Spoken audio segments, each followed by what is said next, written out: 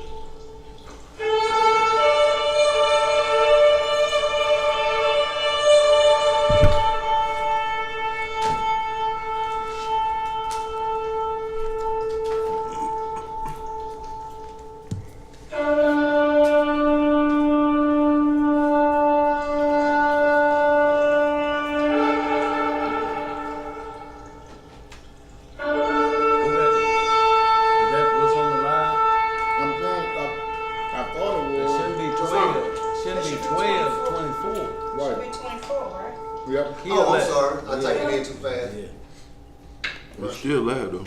Yeah. We're still live. You can talk. Yeah. Okay. Shabbat shalom, y'all.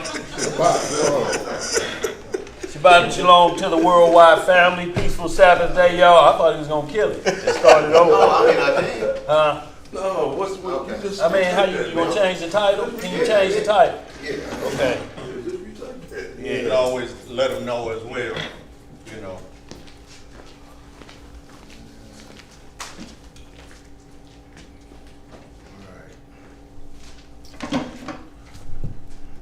Y'all gonna get this prayer on, y'all. We're a little bit behind on time, so we're gonna get ourselves caught up. All right, family. We're going to get this opening prayer. And it is with the Most High's permission. And is in the name of his only begotten and beloved Son, our Lord and Savior and our Redeemer, Yahushua HaMashiach. But we know him as Jesus the Christ, y'all. Long live the King. Long live the King.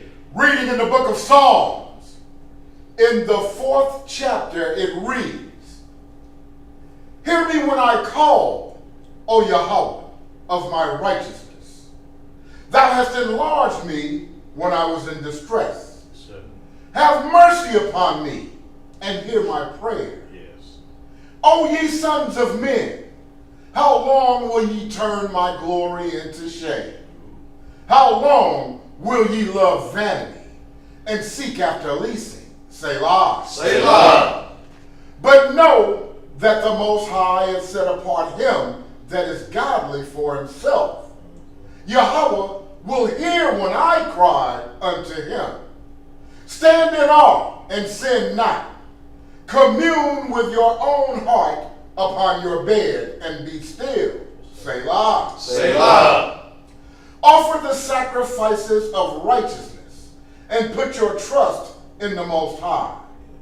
There be many that say, who will show us any good? Master, lift thou up the light of thy countenance upon us. Thou hast put gladness in my heart, more than in the time that their corn and their wine increased. I will both lay me down in peace and sleep, for thou, Master, only makest me dwell in safety. Hallelujah! Selah! Yes, sir.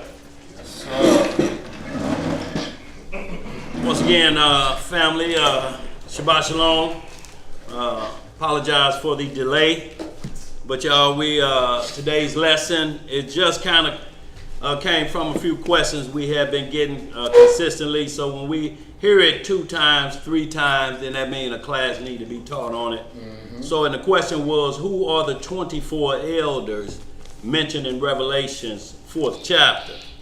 So we want to get a little bit of understanding on that today. And the first thing coming out of the gate, what we need to know is that who these individuals are after the fall of Satan. They're after Revelation 12. According to everything that's been found, they were redeemed from the earth. So we're going to hit a few things today to kind of put it in perspective. Y'all, a lot of the times you'll see that holy men who were called up, Enoch and Elijah, for one, when they were given their visions, it was always after the fall of Satan. Because you only going to see angels locked up in their visions, or who he sees sitting around the throne, and say, who are those? Say, those are the ones who may have washed their robes and are made white. So the angels constantly telling them, you know, this is prejudgment right here or judgment, but they never name any individuals. You'll only hear about a named individual after that individual has died. Like Abraham never heard, you are guaranteed you're going to be in the kingdom. Isaac nor Jacob as well. But we do read in the scripture, many shall come from the east and the west and shall sit down with Abraham, Isaac, and Jacob in the kingdom. But they never heard that. Right. Because ain't nobody giving guarantee that you're going to be there but one, and that was the Messiah. Because he broke no laws. Other than that, everybody on the same playing field, Elisha. The righteous shall scarcely be saved. So where's the sinner and the ungodly? So, y'all, before we get started, too, I want to ask anybody got any questions or concerns before we get rolling. But I wanted to hit that in that Hebrews where it talks about the testator. A testament isn't a testament until after the testator has passed away. Hit that, Elisha. Hit that real quick. Let's send out the prayers first. Yes, sir. Thank you, bro. Yes, sir. Yeah. All Thank praise. you. All praise. Well, when I heard you say prayer, We jump as the gun. usual, you know, for our brother Agda over in the Holy Land, praying for you, brethren.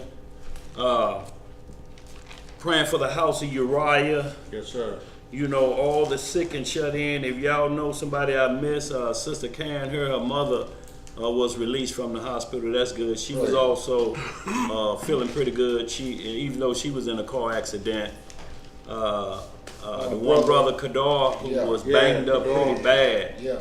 You know, he still may have a few surgeries to go to just get that leg set just right. Also, you know, we got family members, y'all, that's you know, just going through it. You know,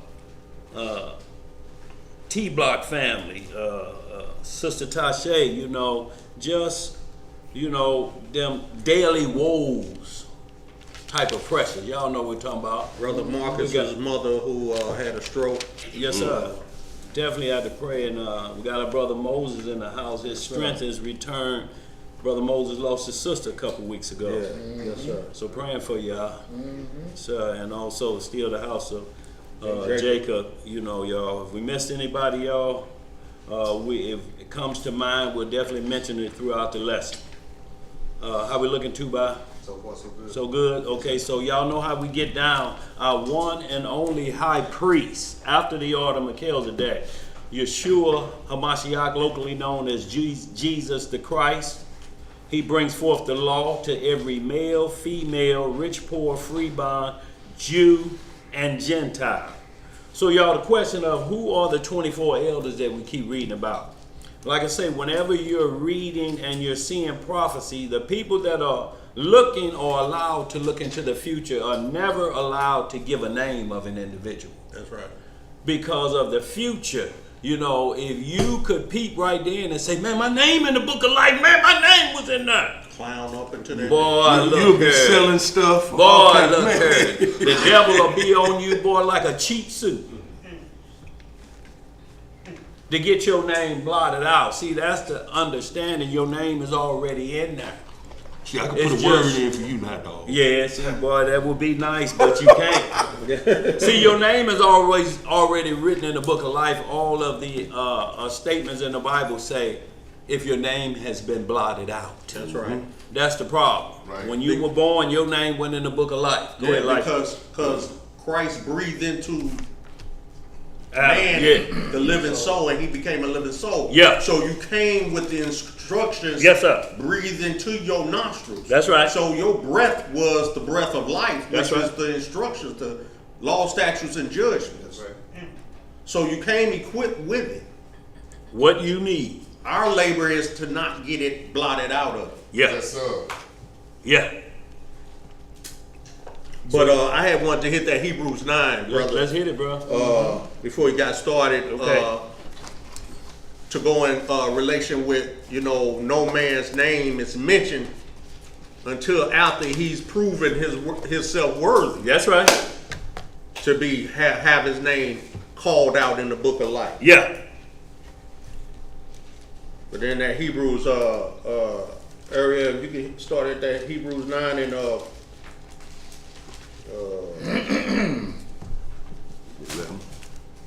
start at man, because it's all about that high priest. Start at 11, okay. You got it? Yeah, I'm right on it. The book of Hebrews, chapter 9 and verse 11. Yes, sir. But a Mashiach being come and high priest of good things to come by a greater and more perfect tabernacle. Back that up to verse 8. I was just looking at Yes, that. sir. I was looking at 7. Hey, after you agreed, I thought about it. I was like, I'm gonna just shut up.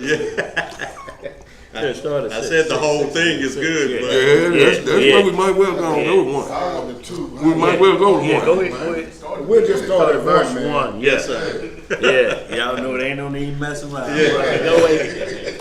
Go ahead, bro. The book of Hebrews. Know you hear these Pastor Long Winds up here? Yeah, go ahead. Go ahead. Anything to deflect. we're real dope. Yeah. At least we all are on one accord. Absolutely, bro. The book of Hebrews, chapter 9 and verse 1. Uh-huh.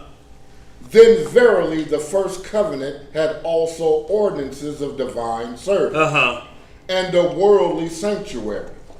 For there was a tabernacle made, the first wherein was the candlestick Uh-huh. and the table and the showbread, which is called the sanctuary. And so, like, if you see this menorah right here, that was the candlestick. That was because everything is patterned off of what was in heaven. Go ahead. Verse 3. Yeah. And after the second veil, the tabernacle, which is called the holiest of all. And that was the location where the Ark of the Covenant was.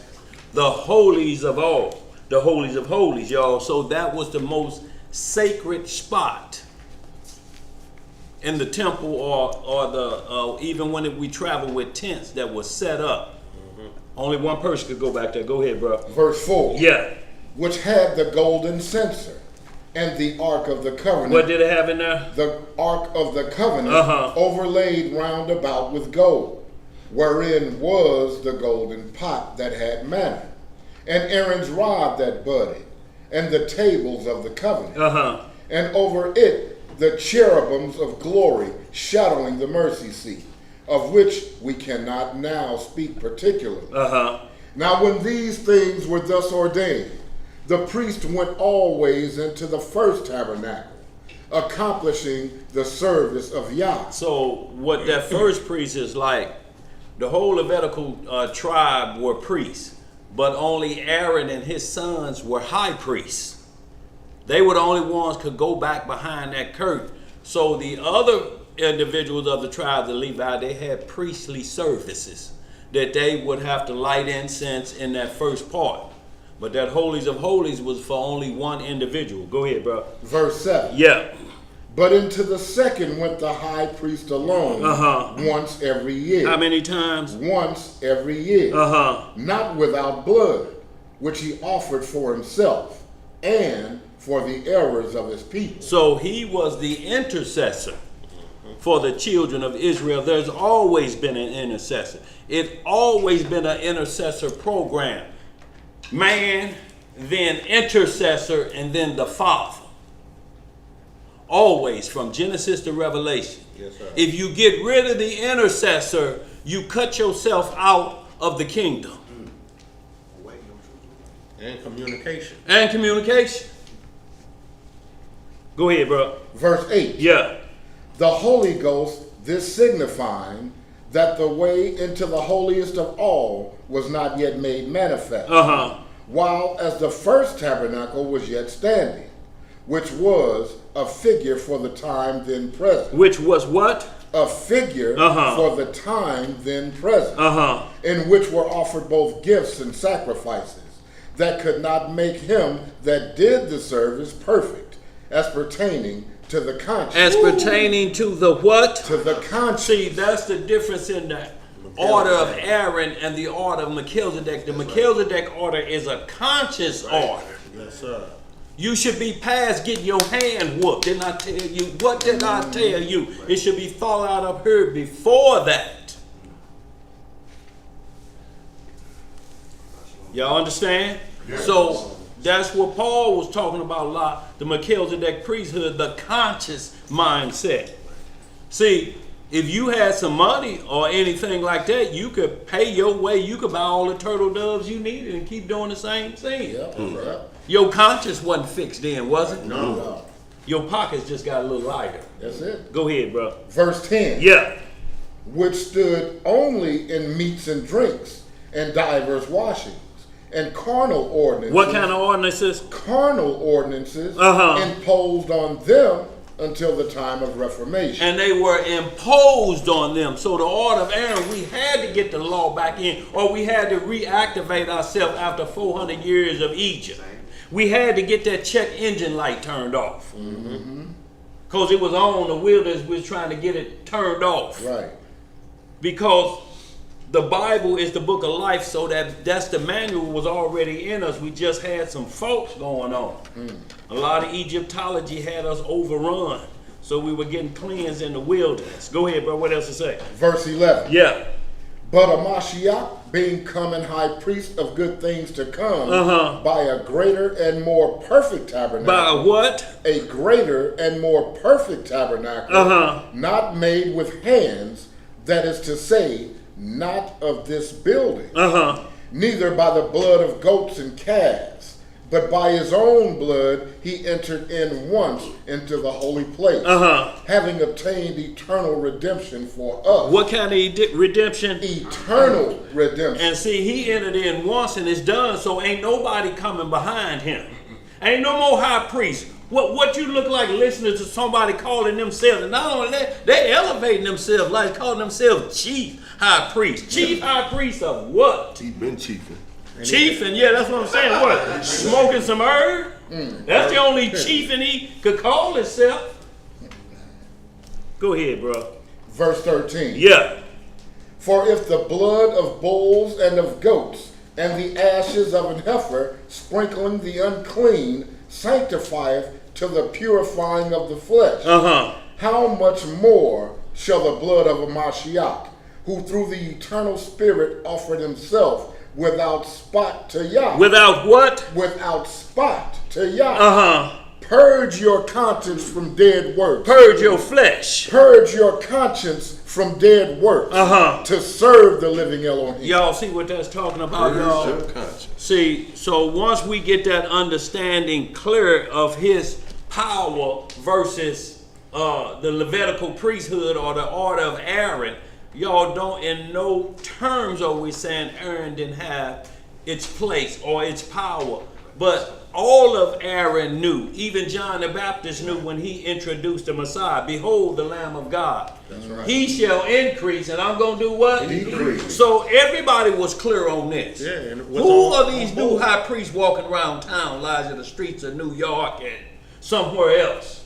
Charlatans. Charlatans. Harlots. Pharisees. Sad you see. Sad you see. And Herodians. You had some more over there, And if bro? your conscience is purged from dead works, do you have to have your fringes on to remind you Boy, of dead you works? see, this is what we're talking about. Okay. See, they're commandments of men. But they saying you gotta Yeah. have them on. You- You ain't got your fringes on, huh? Right. No. See, these are I don't need to be reminded But see, that I'm we a just- sinner. Right. Because I don't sin no more. Yeah. We've just been reminded in here that there are new Pharisees That's that right. impose That's it. traditions upon The people. traditions. From the order of Aaron. And they'll probably tell you got to buy them from his wife. Uh-oh. Right. And look, because see, there's the questions we ask y'all, and we're not saying, don't get it twisted that we're saying fringes are I bad. have them on right now. Right I'm now. not saying that. Right, absolutely. I got something on right now. So I'm saying it's not custom. required. Yes, sir. So It's do custom. I. And you know what, y'all? Because when we came out of Egypt, we didn't have them on. Abraham, Isaac, and Jacob never wore them. That's right. None of the 12 tribes wore them until that man went and picked up sticks. Presumptuously. So we can't champion what came off of sin. That's right. That would be like calling the man we're talking about a high priest that's born in iniquity. So to speak, I should say, shaping in iniquity. Yeah. You can't call him high priest. You see, the one we just read was without spot. What you got, Mo? Don't the Holy One consider clothes holy, filthy raiments? Anyway, so what you got on? Most of them mingle garments. But what we're talking about is they take something that came off of bad behavior and say you have to wear it. It's almost like Nehushtan wearing the cross that was happening in the book of Numbers. What was it, 28, I believe, where he had to make a cross for them to look up to because of bad behavior in the wilderness. Yeah. So when you start championing bad behavior, I'm wearing my cross. You don't know what you're talking about. Right.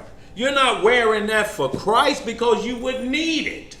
Because in Wisdom of Solomon, chapter 16, he said it had nothing to do with the symbol. It was about obedience. With obedience. It had absolutely nothing to do with the symbol or the sign or the cross itself. Right. It was about obedience. Most High said, look upon this and you shall live. And it's so you remember the law. Right. So that means, you know, if you're going to be fruitful and multiply, you got to have on a girdle fringe. So you remember the law. But it also had... And you don't mess up in your bedroom. But in the attachment... Do you have to have to your that- fringes on and naked? That's all I'm asking. But the Go ahead. attachment was in your fringes had to have faith. You had to have faith anyway. So even with the fringes on, if no faith was in it, it did no good in it. It did no good It's an anyway. accessory. That's all it is, That's all y'all. it is. And we understand, You like... just coordinate. Coordinated. It's a part to correct the flesh, y'all. Like the Holy Spirit deals with the conscience. The order of Melchizedek and the Holy Spirit are in one. They work together for the consciousness. Yeah, coordinate because your mind the to Holy that. Spirit can't dwell in here with a bad conscience. That's the coordination we need. No, right it ain't gonna there. come in there if you think evil. It can't dwell there. It's gonna flee. It's gonna flee. So y'all, let's get right to it. Finish that out, bro. Oh, you still have more to go? I still have to go. Read down to 20. 20, okay. All right, the book of Hebrews, chapter 9 and verse 15. Yes, sir. And for this cause he is the mediator of the New Testament. That means of death, for the redemption of the transgressions that were under the first testament. They which are called might receive the promise of eternal inheritance. See, it's always says might, shall, or will. It's always a future tense based on us. You ain't gonna see the Messiah saying, and those who have done that are right now with me are guaranteed this. Not after what Judas pulled, after getting his feet washed and casting out demons. Let's read some more. Verse 16. Yeah. For where a testament is, there must also be of necessity, wait a minute, there must also of necessity be the death of the testator. Yeah, you can't have a testimony unless some blood has been shed, ain't it like That's right. Go ahead. Verse 17. Yeah. For a testament is of force after men are dead. Otherwise, it is of no strength at all while the testator liveth. Right. Whereupon neither the first testament was dedicated without blood. For when Moses had spoken every precept to all the people according to the law, he took the blood of calves and of goats with water and scarlet wool and hyssop, and sprinkled both the book and all the people, saying, This is the blood of the testament which Yah hath enjoined unto you. Moreover, he sprinkled with blood both the tabernacle and all the vessels of the ministry. And almost all things are by the law purged with blood. And without shedding of blood is no remission. So without the shedding of blood is no remission. That's law. Leviticus 17. See, you gonna do? so this is what we're talking about. So anybody that let the word sin come out of their mouth, and they point to one, it has to have been a blood sacrifice. Something had to die for that transgression to call it law breaking. See, laws were created for disobedience. So blood had to be shed.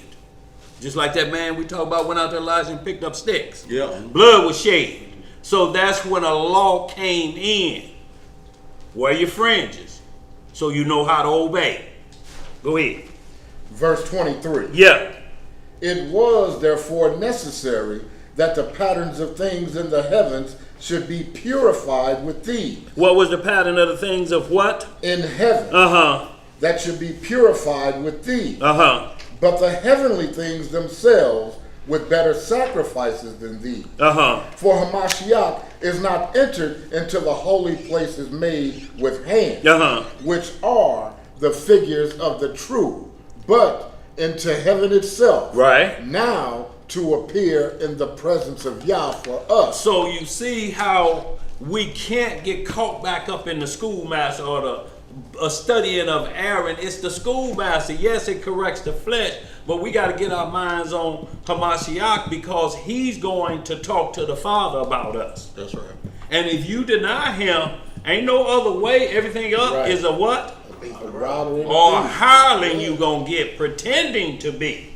Go ahead. Verse 25. Yeah. Nor yet that he should offer himself often, as the high priest entereth into the holy place every year with blood of others. For then must he often have suffered since the foundation of the world. But now, once in the end of the world hath happened to put away sin by the sacrifice of himself. See, so y'all, the high priest under Aaron had to go in once a year for the sins of himself first, and then the people once a year. Christ did it one time. If you don't understand that and you pull him back off the cross, ain't nobody else to fill that role again. One time, y'all. If he who being sin free died for our transgression, who you got on planet Earth that's clean like that? Right. When you pump up somebody and saying they're most holy from heaven and they got a prescription, that's a problem, ain't it? Yeah, that's a major problem. Go ahead, bro. Verse 27. Yeah. And as it is appointed unto men once to die, but after this, the judgment. So Hamashiach was once offered to bear the sins of many, and unto them that look for him shall he appear the second time without sin unto salvation. Yes, sir. So, y'all, that's clear on what we're talking about, this priesthood, y'all. If you don't know what priesthood you in, you don't know what's going on with yourself, because you now have to say, my sins are still on me. Even if you in Aaron, who's your high priest? Right. He still got to prove he's from the bloodline of Aaron. Right. He can't just say, I'm a Levite. You got to prove yourself. Right. That happened in Ezra, in the 4th chapter, where men were saying, yeah, man, I'm a Levite. They trace their roots. They like, boy, look here. Bring out the registry. You half a Chinese and a Muslim. We seeing, get out of here. Your fathers ain't in here. They put them men out, didn't it? Your nose flat. Shalom, sis. Slew-footed. Yeah. Nose flat is. Go ahead, bro. A can of day-old beer. So we with the top open. Yeah. So, y'all, once again, we just wanted to inform who are the 24 elders. All the information we got are a peep into the future, and they are always warned or never told who these individuals are, because you have to understand, Enoch was seeing somebody past our generation. Yeah. Back then, he wouldn't know who they were anyway. You know what I'm saying? And that's why I was saying that, even though they're men redeemed from earth, in Hebrews 11, it talks about the patriarchs and the matriarchs of being the elders, but Enoch is also included in that lineup. Absolutely. So he wouldn't be sitting there watching himself. Right, absolutely, bro, because then he know his future. Right. Look No. at me. I sure look good. No, God. the Messiah ain't never said that. You know, in a sense like that, he said, once I complete my testing, I'm going back where I came from. Yeah, because he has to. But he always Hebrews said, 9, my test must be completed first. That's right. So y'all, let's get at it.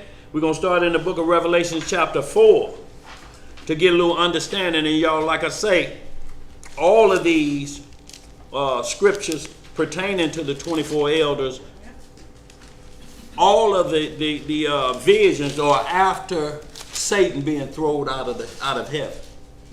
Because on their way up, they see part of these angels who committed those crimes, Lysa. Yeah. And it talks about those things. But we're going to get into a few things today, y'all, to try to clear it up. And it, like it always does, it's a group of people that were redeemed from earth, and we possibly could be one of them. But we know it's 24 of them, and they have a specific task, and we're going to go into some scripts that'll lend to both Aaron having 24 elders as well.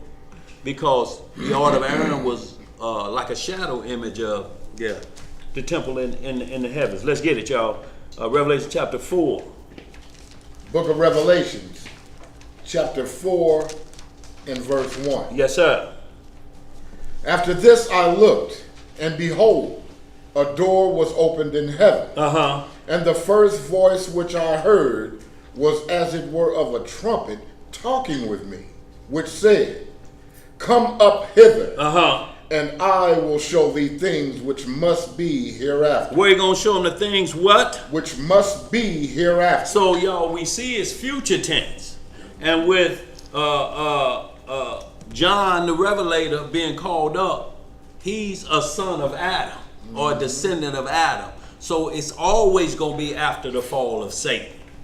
So once you lock in on that, the 24 elders, it eliminates them being angels, so to speak.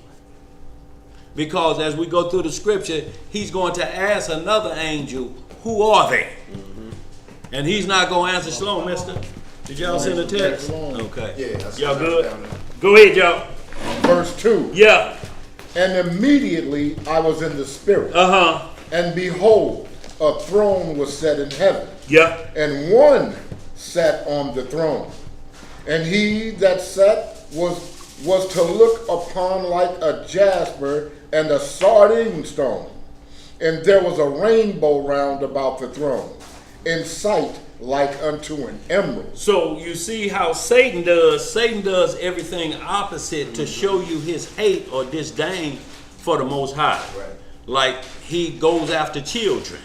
The Most High said, if you touch a child, been better you had not been born. Right. The Father has a rainbow over the throne. Right. Right. And there's also a rainbow over, or it was a covenant with Noah that it would never flood on the earth. Right. You also read about that rainbow in Sirach chapter 43. Ezekiel 127 talks about the rainbow. And Satan takes it and calls it his pride. They'll have that rainbow dragging through the streets out their rear end. They'll be doing things with it. And guess what they call it? Pride Day. And Lucifer was kicked out of heaven because of what? Pride. Y'all see the correlation? Yes, sir. See, this is what we call spitting in the Father's face. Go ahead, what else And is they're that? taking it from a month to a whole season now. Yes, sir. I never thought that them colors of them fun boys and girls with the rainbow. Yes, sir. It's total spitting because they're saying we're taking it up to the highest level. This is our ensign. And guess where Mo is the worst at? Over in the Holy Land. Right. Yeah. Pride Day is the biggest and the most outlandish in the Holy Land, Tel Aviv. And they said it shouldn't be just a month. They should do it a whole season. You talk about trotting underfoot. Underfoot.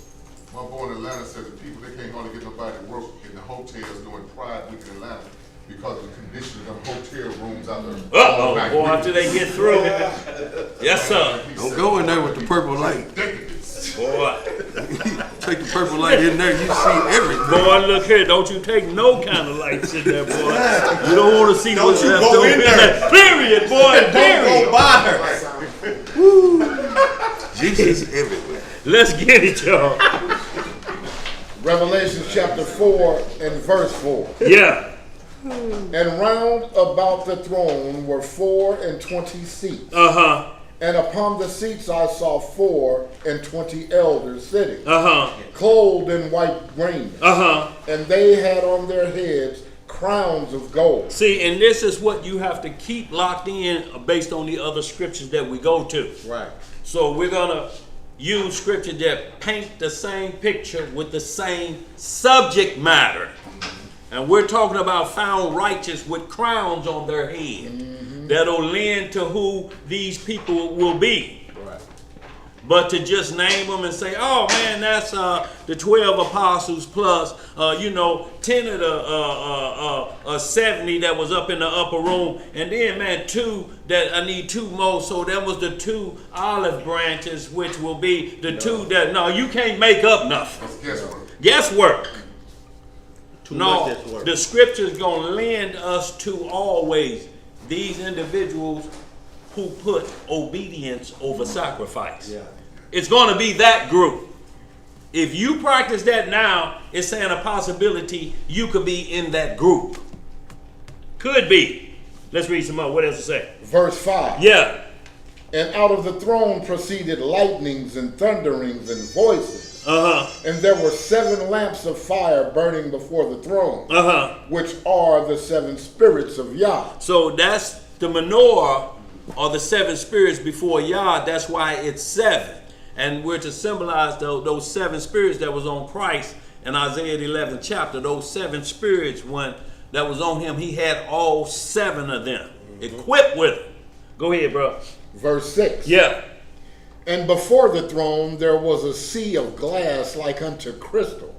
And in the midst of the throne and round about the throne were 4 beasts full of eyes before and behind. Uh-huh. And the first beast was like a lion, and the second beast like a calf, and the third beast had a face as a man, Uh-huh. and the fourth beast was like a flying eagle.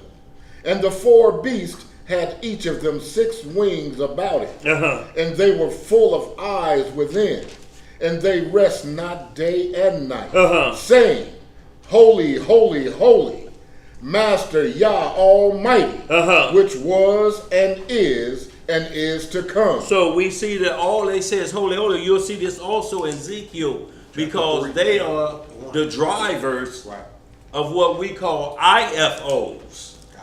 Identifying flying objects, because Ezekiel explains how the Most High travels. That's right. Or how angels travel when they're in what we call a chariot. See, it's identified what they look like. And the same drivers you read in Ezekiel chapter 1, you see the same drivers here that you're seeing to drive the chariots. Go ahead. What else to say, bro? Verse 9. Uh-huh.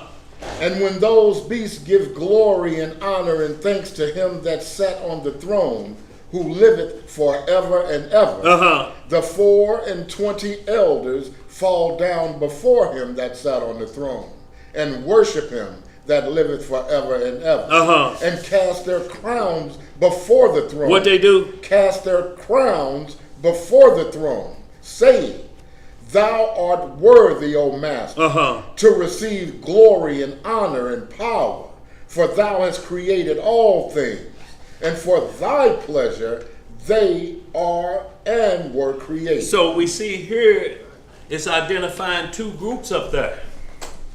But these 24 elders, y'all, have received crowns. And those crowns, y'all, we're going to get to identify this group, and then we can determine what area they come from, how they received those crowns.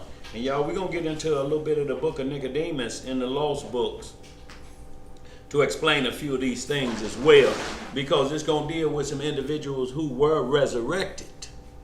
Because at one time, graves bust open. After Christ was resurrected, what happened to those individuals? Look, It's appointed to a man to die once.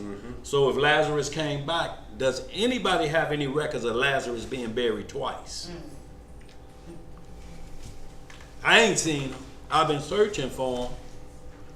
The Pharisees tried to kill him. They said, we got to put him to death. Man, this man is bringing people back to life and they eating dinner together. So where did Lazarus go? So y'all, because we have to stay within the law. It's only appointed once for a man to die under this sun. You can't come back here and die again. I'm not talking about somebody got the thumpers put on their chest and they brought back to life. No, that you ain't been dead because rigor mortis ain't set in on them. I'm talking about after 72 hours they put them thumpers on you and you kick up out of the coffin. Ain't happening. Thank you. Where we at?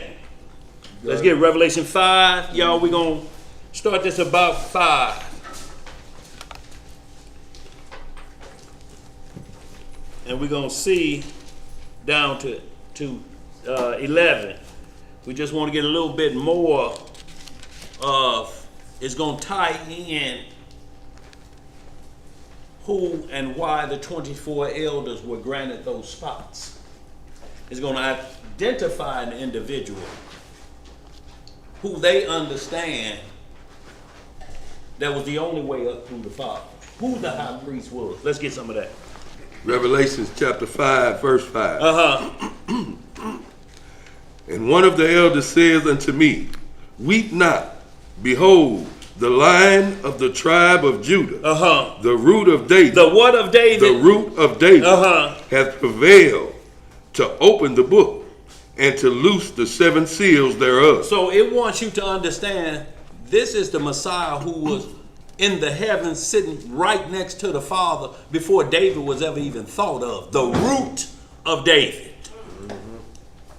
Not the offspring getting that in your mental that don't keep you in the flesh. I'm talking about before David was ever thought of. Go ahead, what else to say? Verse 6. Yeah. And I beheld, and lo, in the midst of the throne and of the 4 beasts, and in the midst of the elders, stood a lamb as it had been slain, having 7 horns and 7 eyes, which are the 7 spirits of Yahweh sent forth unto all the earth. See, once again, it's identifying who this individual is, but it's not going to name him, so it tips us off. We'll quit working then. Y'all, we'll give up on this. Because you have to search and seek for Messiah. You just can't hear, oh, this is his name. We already chasing names. Right. You got holy name rollers right now chasing names. If you don't say Yahweh, if you don't say Ahiah, if you don't say it this way or that way. Yeah, take it that way, Imam. Yes, ma'am. If you don't say it like that, you don't know his name. And then you got Christianity saying, well, if you don't say Jesus, you can't say Jehovah, or you can't say this. So now you get caught up in names. And we're not to get caught up in title. Christ is not a title to be caught up in. He's the word of the Most High. Knowing his name and still sinning, what good does that mean? Saying it in Hebrew and still clowning, what does that mean? You clowning in his name, what you doing? They call it in schematics. Yeah. Yes, sir. Go ahead. What else we got? Verse 7. Yeah. And he came and took the book out of the right hand of him that sat upon the throne. And when he had taken the book, the 4 beasts and the 24 elders fell down before the Lamb. What they do? Fell down before the Lamb, having every one of them harps and golden veils full of odors, which are the prayers of the saints. What are they? The prayers of the saints. And they sung a new song, saying, Thou art worthy to take the book and to open the seals thereof. See, and those are the prayers of the saints because we're praying here on earth now. The prayers of the saints. We may pray for a loved one. Have mercy on their soul. Right? The prayer of the saints, the vows was full of them. This who've been praying. And they pour them out, y'all. You ain't like folding a little piece of paper up and then sticking it in the well and wall. No. None of that. No. Go ahead. For thou wast slain, and hast redeemed us to Yahweh by thy blood, out of every kindred. Out of what? Every kindred, and tongue, and people, and nation. So we see the original 24 is explaining that you redeemed us out of every nation. So once again, to tip off, they coming from planet Earth, these 24 elders. So it's after the fall of Satan. Who are they? They get crowns. We're going to read a little bit more. Y'all, some things are just not pinpointed for us to say, oh yeah, man, that's them. We have to work. If we didn't work, we'll put this book down. Yes, sir. You have to, that's what make you want to go to work. And then the other work you have to do, if you say, well, I want to be part of that group, then you know what other work you got to do. Faith without works is what? Dead. Ain't no need in you trying it. Well, I believe what it works. And then the other thing he's saying is out of every kindred, every nation, every tongue. So let's identify. Is this only Israel? It says every people too. Uh-oh. What we gonna do? What we gonna do, bro? We'll see. We'll keep reading. Go ahead. We're Verse going 10. down to verse 11. Yeah, go ahead, bro. Verse 10. Yeah. And has made us unto our power kings and priests. And we shall reign on earth. Where they gonna reign at? On earth. See, they're just up there temporarily. And then they're gonna reign on earth. So y'all, we gotta understand this. Just like Aaron's tabernacle was of a shadow of the thing to come. What happened? We said something wrong? No. Why y'all laughing back there like y'all heard? I asked her, was Antipas in that? Who? Antipas, the one that got slain. Antipas. Right, that's what I said. I had no idea. Oh, I know what you're talking about, sis, but maybe I'm missing the name. You know I'm bad with names. That was Yeah. the one that was Yeah. slain in one of the 7 churches in the Okay, exactly, okay. Yeah, so what we're saying is that, but we're seeing where they're coming from. You know, out of all nations, kindreds, and tongues, and it's going to keep lending to it. It may be a reason because we have to understand what mankind was. When it was created for Adam, we were all going to be considered one people. It's until we start clowning that we start getting split up. We had one language for all of planet Earth till Genesis 10th chapter. Yes, sir. To the Tower of Babel, till when you put all one thought together, it can't do nothing but come up with wickedness. And what I'm talking about, y'all, the wickedness of the mindset of let's charge the people and keep them in bondage. Like, not to get off subject and we're going to move on. They know that there's energy out there that will light everywhere for free, but they can't let you have it. They got to make your life miserable to be tributary. I want y'all to Google the longest burning light bulb. It's been burning for 132 years.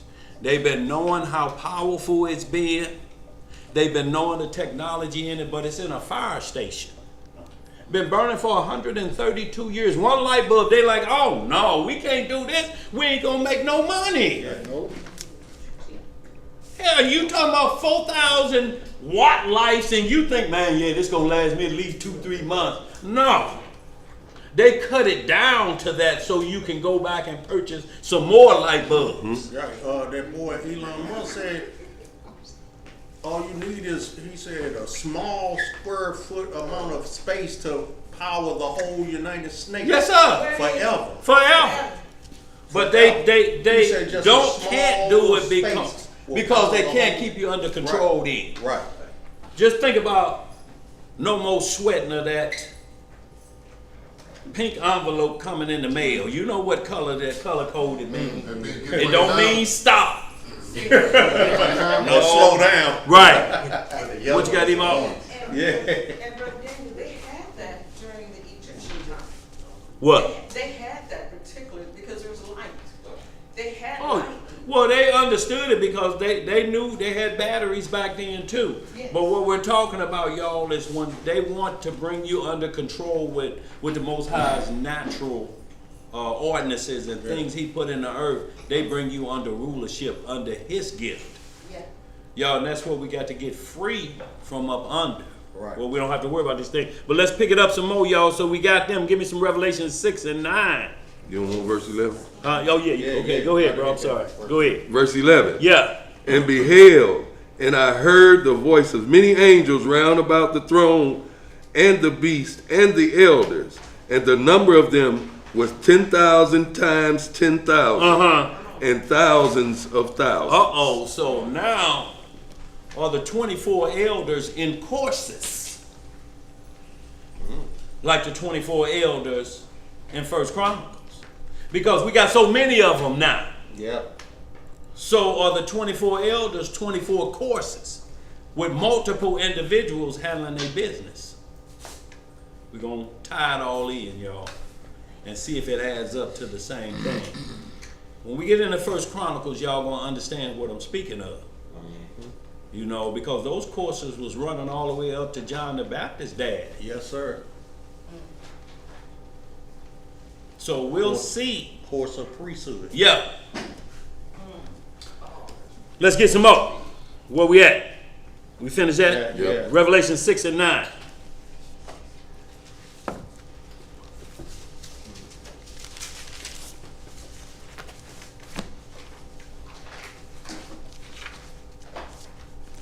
Revelation chapter 6, verse 9. Uh-huh.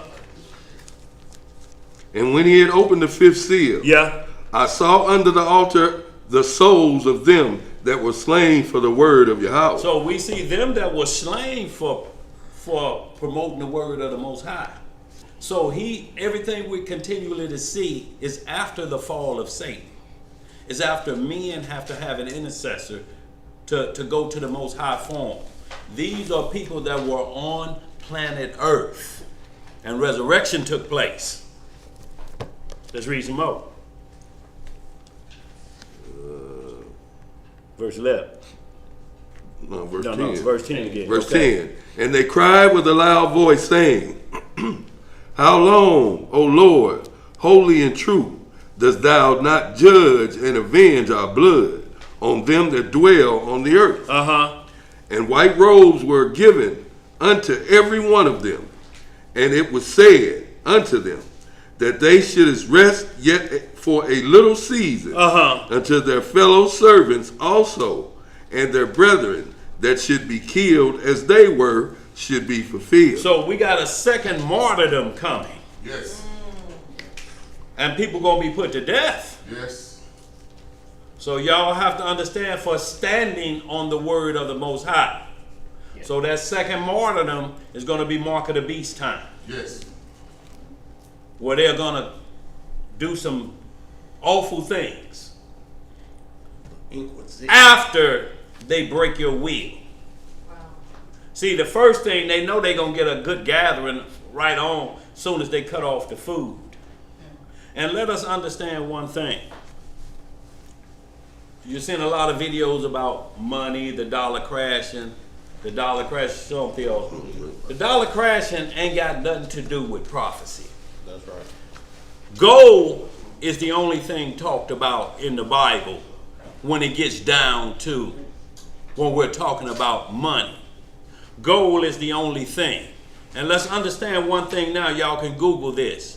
In Fort Knox, there's more gold than China, Russia, and all of the Arab nations combined. So if you got rid of all of America's paper money and the banks crashed, the gold is more than 3 superpowers combined on earth. Who's the world ruler then? Who got the money? Got the gold. The superpower. The only reason why we got these economic times like this is because Mr. Hogjaw President Nixon took the U.S. off the gold standard. Yes, sir. And look, and that was to lock it in. Lock it all in, got it all for you. When they brought that in also, they told all the United States citizens, if you got gold, it's illegal. Turn it in now and get some money. Wow. Or lose no money, because if we find you got a coin in your pocket, you going to the penitentiary. And they commandeered the majority of the gold on planet Earth. more than every superpower. Nobody care about no rubles or no Deutschmarks or boy George Washington and that money. They know that'll be flying down the street somewhere. Now we looking for paper money. Who we gonna put on the picture, Elijah? Some Rufus bucks. See, that's where the mind is still in the flesh, y'all. This is about what you continually see of the Most High talking. Gold, gold, gold. Silver, silver, silver. That's the power and the money of the Most High. Paper is mammon. Mammon was an Egyptian god. They got on people that like to paper chase. If you paper chasing and mammon got you hemmed up, you got $30 million in a vault, and you can't spend none of it because it's dope money, mammon got you. You got all the drug addicts hooked up, but mammon got you. You filthy rich, but you can't quit making the money. And you don't know what to do with the money. Right. It was a Theo. Oh, Theo, you couldn't You do gonna much go to with jail it. too. Sure is. They gonna call you aiding and abetting. Yes, sir. You can't keep putting Rolls Royce in Big Mama's name and she on Social Security. These heathens know better, don't they, Mo? Let's get some more. 2nd Ezra chapter 2. We're going in the Apocrypha, y'all. We're going to speed it up just a bit. 2nd Ezra chapter 2, verse 38, y'all. And we're linking this up to where it paints the same picture concerning the same subject matter. This keeps you from going off in different directions. Whatever is thrown towards you, the same subject matter must be in place. Men redeemed from earth.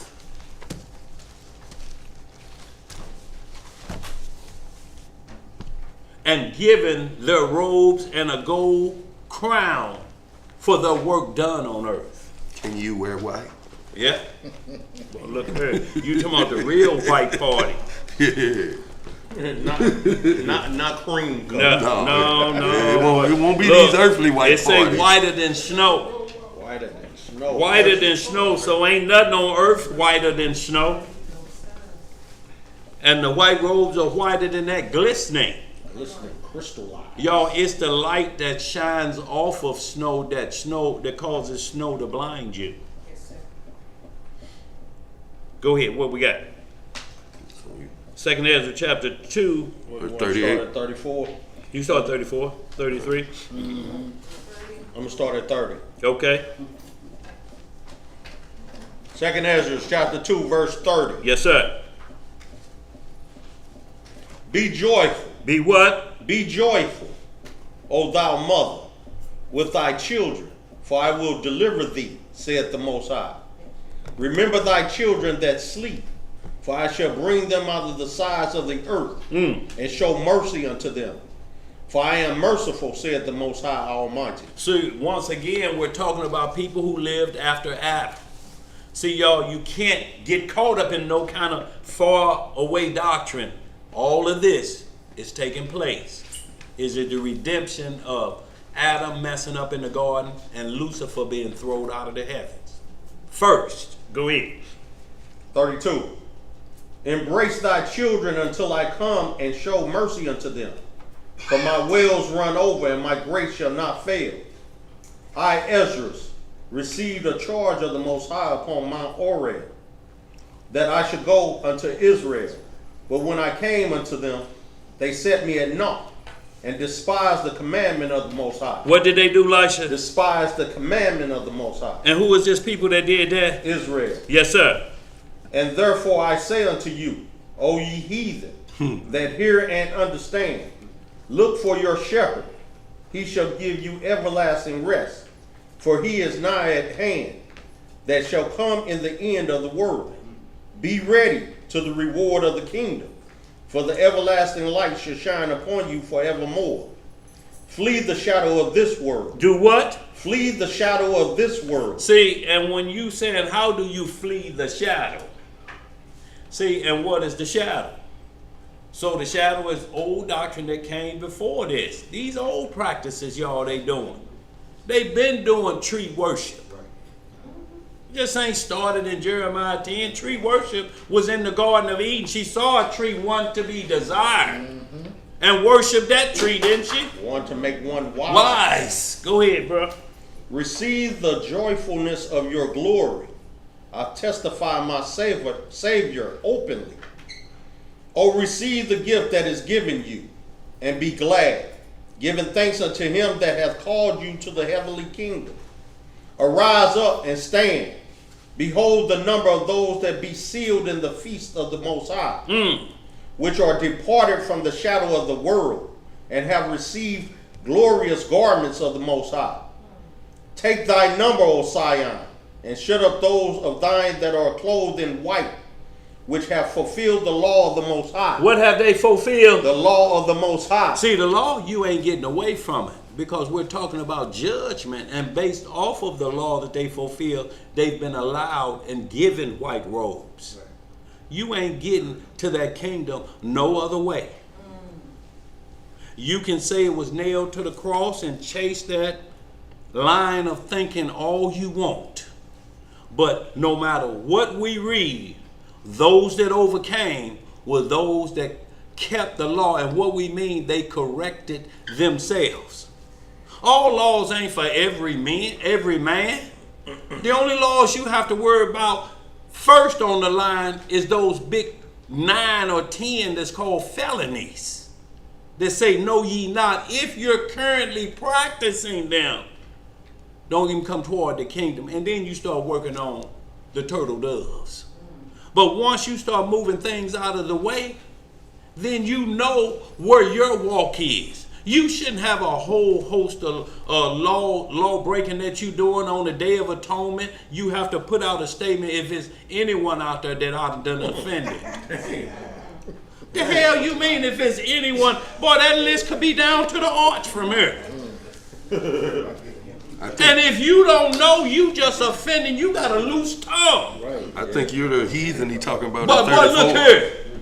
You have to know who's on you. You can't just, you got so many, you can't keep up. You just saying, y'all just raise your hand if I done something to you. What if they tell you? What you gonna do? Argue about it? Or just say, okay? What if the whole room raised their Boy, hand? look here, and every one of them got a story of, like Moses said, debauchery about you. They just persecute you for Boy, the word. yeah. Go ahead, bro. You at verse 40. 40. Take thy number, O Sion, and shut up those of thine that are clothed in white, which have fulfilled the law of the Most High. The number of thy children whom thou longest for is fulfilled. Beseech the power of the Most High, that thy people which have been called from the beginning, from the word? Beginning, may be hallowed. I, Esdras, saw upon Mount Sinai a great people, whom I could not number, and they all praised the Most High with song. And in the midst of them, there was a young man of high stature. See, so once again, we got a number of people praising. White robes given to them. See how the subject matter keeps staying the same? Precept upon precept. See, we have to make sure we don't do what's called verse teaching. You read one verse and then everybody get an opinion about it. We have to keep hitting where that, because it's going to be consistent. The message is consistent from the time Adam fell up into the flood. When the flood came over, the message still continued until Messiah got here to fix that problem of Adam's. Go ahead. What else to say, like? And in the midst of them, there was a young man of a high stature, taller than all the rest. And upon every one of their heads he set crowns. What did he do? He set crowns. And was more exalted, which I marveled at greatly. See, and he was more exalted, just like we read in Revelation where they threw their crowns down before it when the Messiah came in. He's more exalted. Even though we got crowns, you see him coming, you throw crowns down. Yeah, they see, like, our crowns ain't worthy. Right. Now, up in New York, they got some Negro that calls himself third in command of all heaven and earth. When he come in the room, everybody jump up, heels clicking like Dorothy on the Wizard of Oz. General on deck! What? General on there. Boy, look here, Mo. Big man worshiping like like that? Boy, look here. Boy, shoot, They need to change it to deck the general. Boy, look, that's what they need to Deck holler. the general. Man, Yeah. that's a powerful decadence, that boy. Go ahead. Where you at, bro? Man. 44. So I asked the angel and said, Sir, what are these? He answered and said unto me, These be they that have put off the mortal clothing, and put on the immortal, and have confessed the name of Yahweh. Now are they crowned and receive palms. Y'all see again, these individuals continually, it's the same thing. Crowns and rewarded for law keeping on planet Earth. We can't get around it. So when you start to hear doctrine that don't have an end game or no judgment, they're not included in this number. If you know anybody chasing that doctrine and they have an ear to hear, let them know. But if they don't have an end game. When they chasing these far doctrines, just ask them, do you have judgment day in what you're talking about, the doctrine you're talking about? Whether they believe it or not, and they say, well, no, we don't have to because our God don't do that. You living your best life. You living your best life then. Because whether you believe it or not, it's going to happen. Because you can't stop prophecy. Just because you don't believe the Messiah existed, but yet your birth and all about your life and your ancestors who tell you how old you are, it's off of the birth of Christ.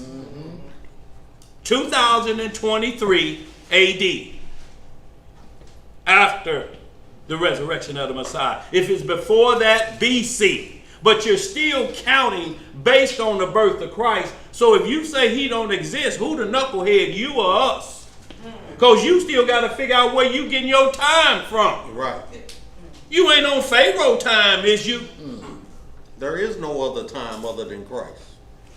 That's They why talking Father- about Egyptian was first, and you got to explain Christ, and then in the same breath say Christ was made up, but raw is supreme. But yet everything you write got 3500 BC.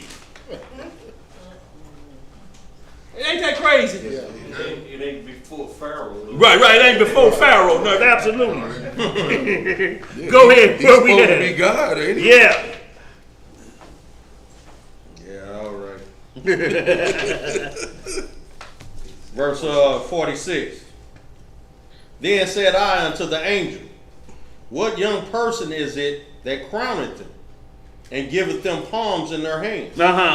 So he answered and said unto me, It is the son of Elohim, Who is it? the son of the Most High, whom they have confessed in the world. Then began I greatly to commend them that stood so stiffly Right. for the name of Elohim. See, and that's when he said, these people off of earth, boy, these people stood still. And see, it wasn't anybody he could readily identify. No. Because he asked him, who are they? Who are they?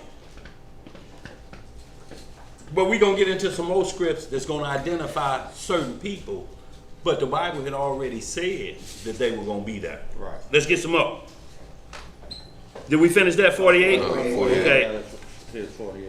Then the angel said unto me, Go thy way, and tell my people what manner of things and how great wonders of the Most High thy Elohim thou hast seen. So, y'all, if we didn't get a message that we seen it, that they seen the end, y'all, we might as well give up hope right now.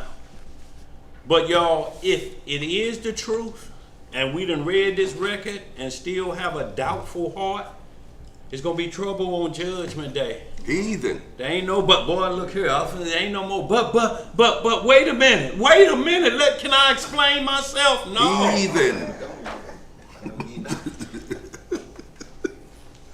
Let's pick this on up, speed it on up, y'all. We're going right into now the book of Enoch. If we got it, y'all got it too, by can you put it up? Or Yeah. we're going to chapter 39. They're very short chapters.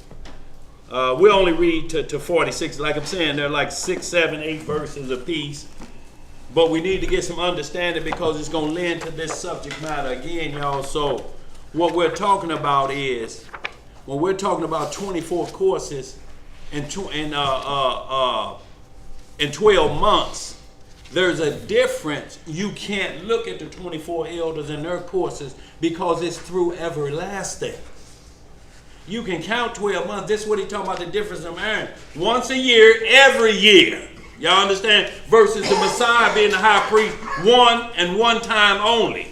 So the elders, the 24 elders, just have to bow before the throne. There have to be continually through eternity. So now we see how we get so many numbers, and it supersedes 24 or the 24 only courses that must be maintained and managed. We'll get into some First Chronicles, y'all. We'll see. What else we got? Enoch 39. Is that First Enoch? Yes, ma'am. First Enoch. Y'all use them smartphones. If y'all ain't got it. Yeah, that's mine. You see that word almost misspelled. You know it's mine. Go ahead. Yeah.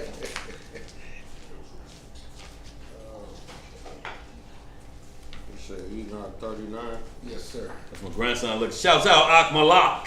Akmalak tuning in. It's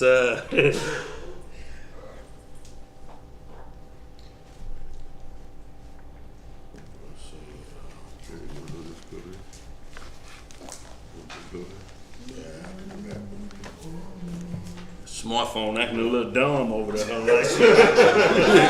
No, it gets slow. Yeah, it's a little slow. All right. Enoch chapter 39, 1, verse 1. Yes, sir. In those days shall the elect and holy race descend from the upper heavens, and their seed shall then be with the sons of men. Enoch received books of indignation and wrath, and books of hurry and agitation. Never shall they obtain mercy, said the Most High of Spirits. A cloud then snatched me up, and the wind raised me above the surface of the earth, placing me at the extremity of the heavens. There I saw another vision. I saw the habitations and the couches of the saints. There my eyes beheld their habitations with the angels, and their couches with the holy ones. They were entreating and supplicating and praying for the sons of men, while righteousness like water flowed before them. See, as always, even now we got another. That was John the Revelator. Now we got Enoch saying the same thing. Men that are taken from earth after the fall of Adam. Ain't none of this beforehand, so let us get our mind out of it being some supernatural being or these 24 elders. They came from planet Earth. Yeah. They're descendants of Adam. Let's read some more. While righteousness like water flowed before them, and mercy like dew was scattered over the earth. And thus shall it be with them forever and ever. At that time my eyes beheld the dwelling of the elect, of truth, faith, and righteousness. Countless shall be the number of the holy and the elect. Read that again. Countless Uh-huh. shall be the number of the holy and the elect Uh-huh. in the presence of Elohim forever and forever. See, so once again, we getting that innumerable number. So it's starting to push 24 to courses. Yeah. The difference is we're not looking at 24 hours a day or 12 months a year. You're trying to put 24 courses into eternity because this how long they're going to be doing it. Right. Do you understand? Yes, sir. So when does a month end in eternity? It doesn't. That's right. So they continue That's to why- roll out through eternity. That's why it says forever and ever. And how many people we got, Elisha? Countless. Innumerable. Countless. Of every tongue, nation, and people. Let's get some more of that, Elisha. Verse 7. Yeah. Their residence I beheld under the wings of the Most High of spirits. All the holy and the elect sung before him in appearance like a blaze of fire, their mouths being full of blessings, and their lips glorifying the name of the Elohim of spirits, and righteousness incessantly dwell before them. Before him. Well, man, different. Yeah, let's read. Y'all read a little different? Okay, go ahead. But There it's was- still saying the same thing. Yeah. There was I desirous of remaining, and my soul longed for that habitation. There was my What verse you in, antidote, Elijah? antecedent inheritance. For thus had I prevailed before the Most High of Spirits. At that time I glorified and extolled the name of the Most High of Spirits with blessing and with praise. For he has established it with blessing and with praise, according to his own good pleasure. That place long did my eyes contemplate. I blessed and said, blessed be he, blessed from the beginning forever. Blessed from where? The beginning and forever. He in 11. No, he right here. Yeah. He in verse 11. Yeah. Go ahead. In the beginning, before the world was created, and without end it is knowledge. What is this word? Of every existing generation, those shall bless thee who do not sleep in the dust, but stand before thy glory, blessing, glorifying, exalting thee, and saying, the holy, holy Lord of spirits fills the whole world of spirits. See, did we just not read that in Revelation 4 and 4? We just read in Revelation 5. So we see consistency that the prophets ain't seeing nothing different. Right. All the prophets, any individual that had a dream or a vision is having the same vision. They may go into more detail than this one did. Right. But they're all ending up with the same thing. Innumerable men with crowns on their head for overcoming the world. It's the common knowledge, ain't it, Elijah? Yes, sir. Go ahead. Did you finish that? Verse 12, if you want to read it. Yeah, go on down all the way. There my eyes beheld all who, without sleeping, stand before him and bless him, saying, blessed be thou, and blessed be the name of Yahweh forever and ever. Then my countenance became changed until I was incapable of seeing. So right here at Two Bibles, everybody, what they're saying is the language different. His is the same. His is the same but what he made. I'm saying, what are the people saying online? I haven't seen anything. Okay, so yours is the same as what Elijah read. It's reading verbatim. Okay, Yeah. everybody, okay, that's good then. It's Then, just me okay, and that's all. Ariel. Yeah, It's me and Ariel, that's true. okay, well, yeah, it's saying the same thing. It's just a few words, a little it's bit a more. lot more Yeah, words. yeah. Different Yeah, vernacular. it's saying the same thing though. Yeah. Yeah, it's just a little different, y'all, and it's only in the way it's being constructed. But every one of them saying the same thing. Like this 14 said, and my face was changed instead of countenance. Countenance is your face. It's the same thing. So, for I could no longer behold. So this is what it's saying. It's just minimizing the English for you. This is just a more modern version. Same thing, but it's reading the exact same thing. Because you know what word don't change? Law. Right. So we're going on down in the 40th chapter.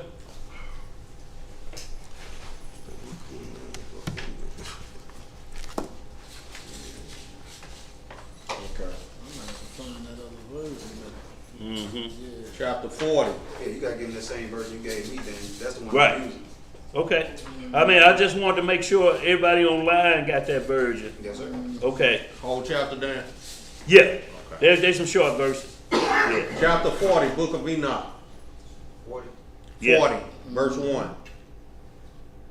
After this I beheld thousands of thousands and myriads of myriads and an infinite number of people standing before the Most High of Spirits.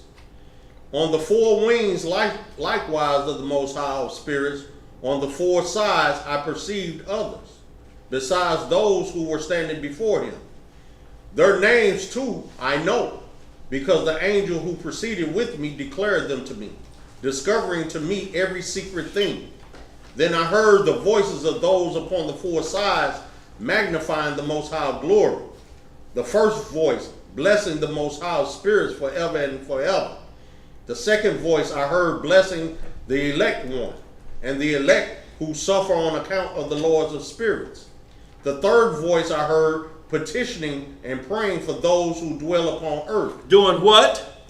Praying and petitioning for those who dwell upon earth. And supplicate the name of the Most High of Spirits. The fourth voice I heard expelling the impious angels and prohibiting them from entering into the presence of the Most High of Spirits, to prefer accusations against the inhabitants of the earth. After this I besought the angel of peace, who proceeded with me to explain all that was concealed. I said to him, who are those whom I have seen on the four sides? See, it's always asked again. So it's not anybody currently recognized that could have got this record when he came back and say, oh, that one will be called Moses. You know what I'm saying? Right. See, if Moses would have got that, then, you know, he would have known better than to, you know, mess Strike up at the the- waters of Meribah and Right. strike the rock. But see, then Unless he thought he was good.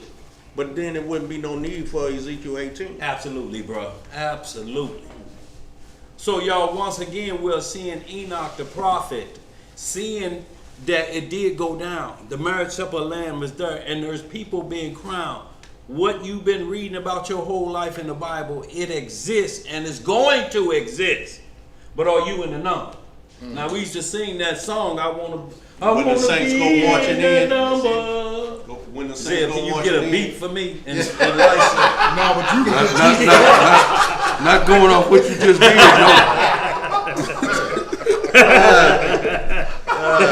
That would be an offbeat. Stick to your job, Go ahead, bro. bro. Stick to your But y'all know when people are singing, I want to be in that number, y'all. See, this is why I be without excuse.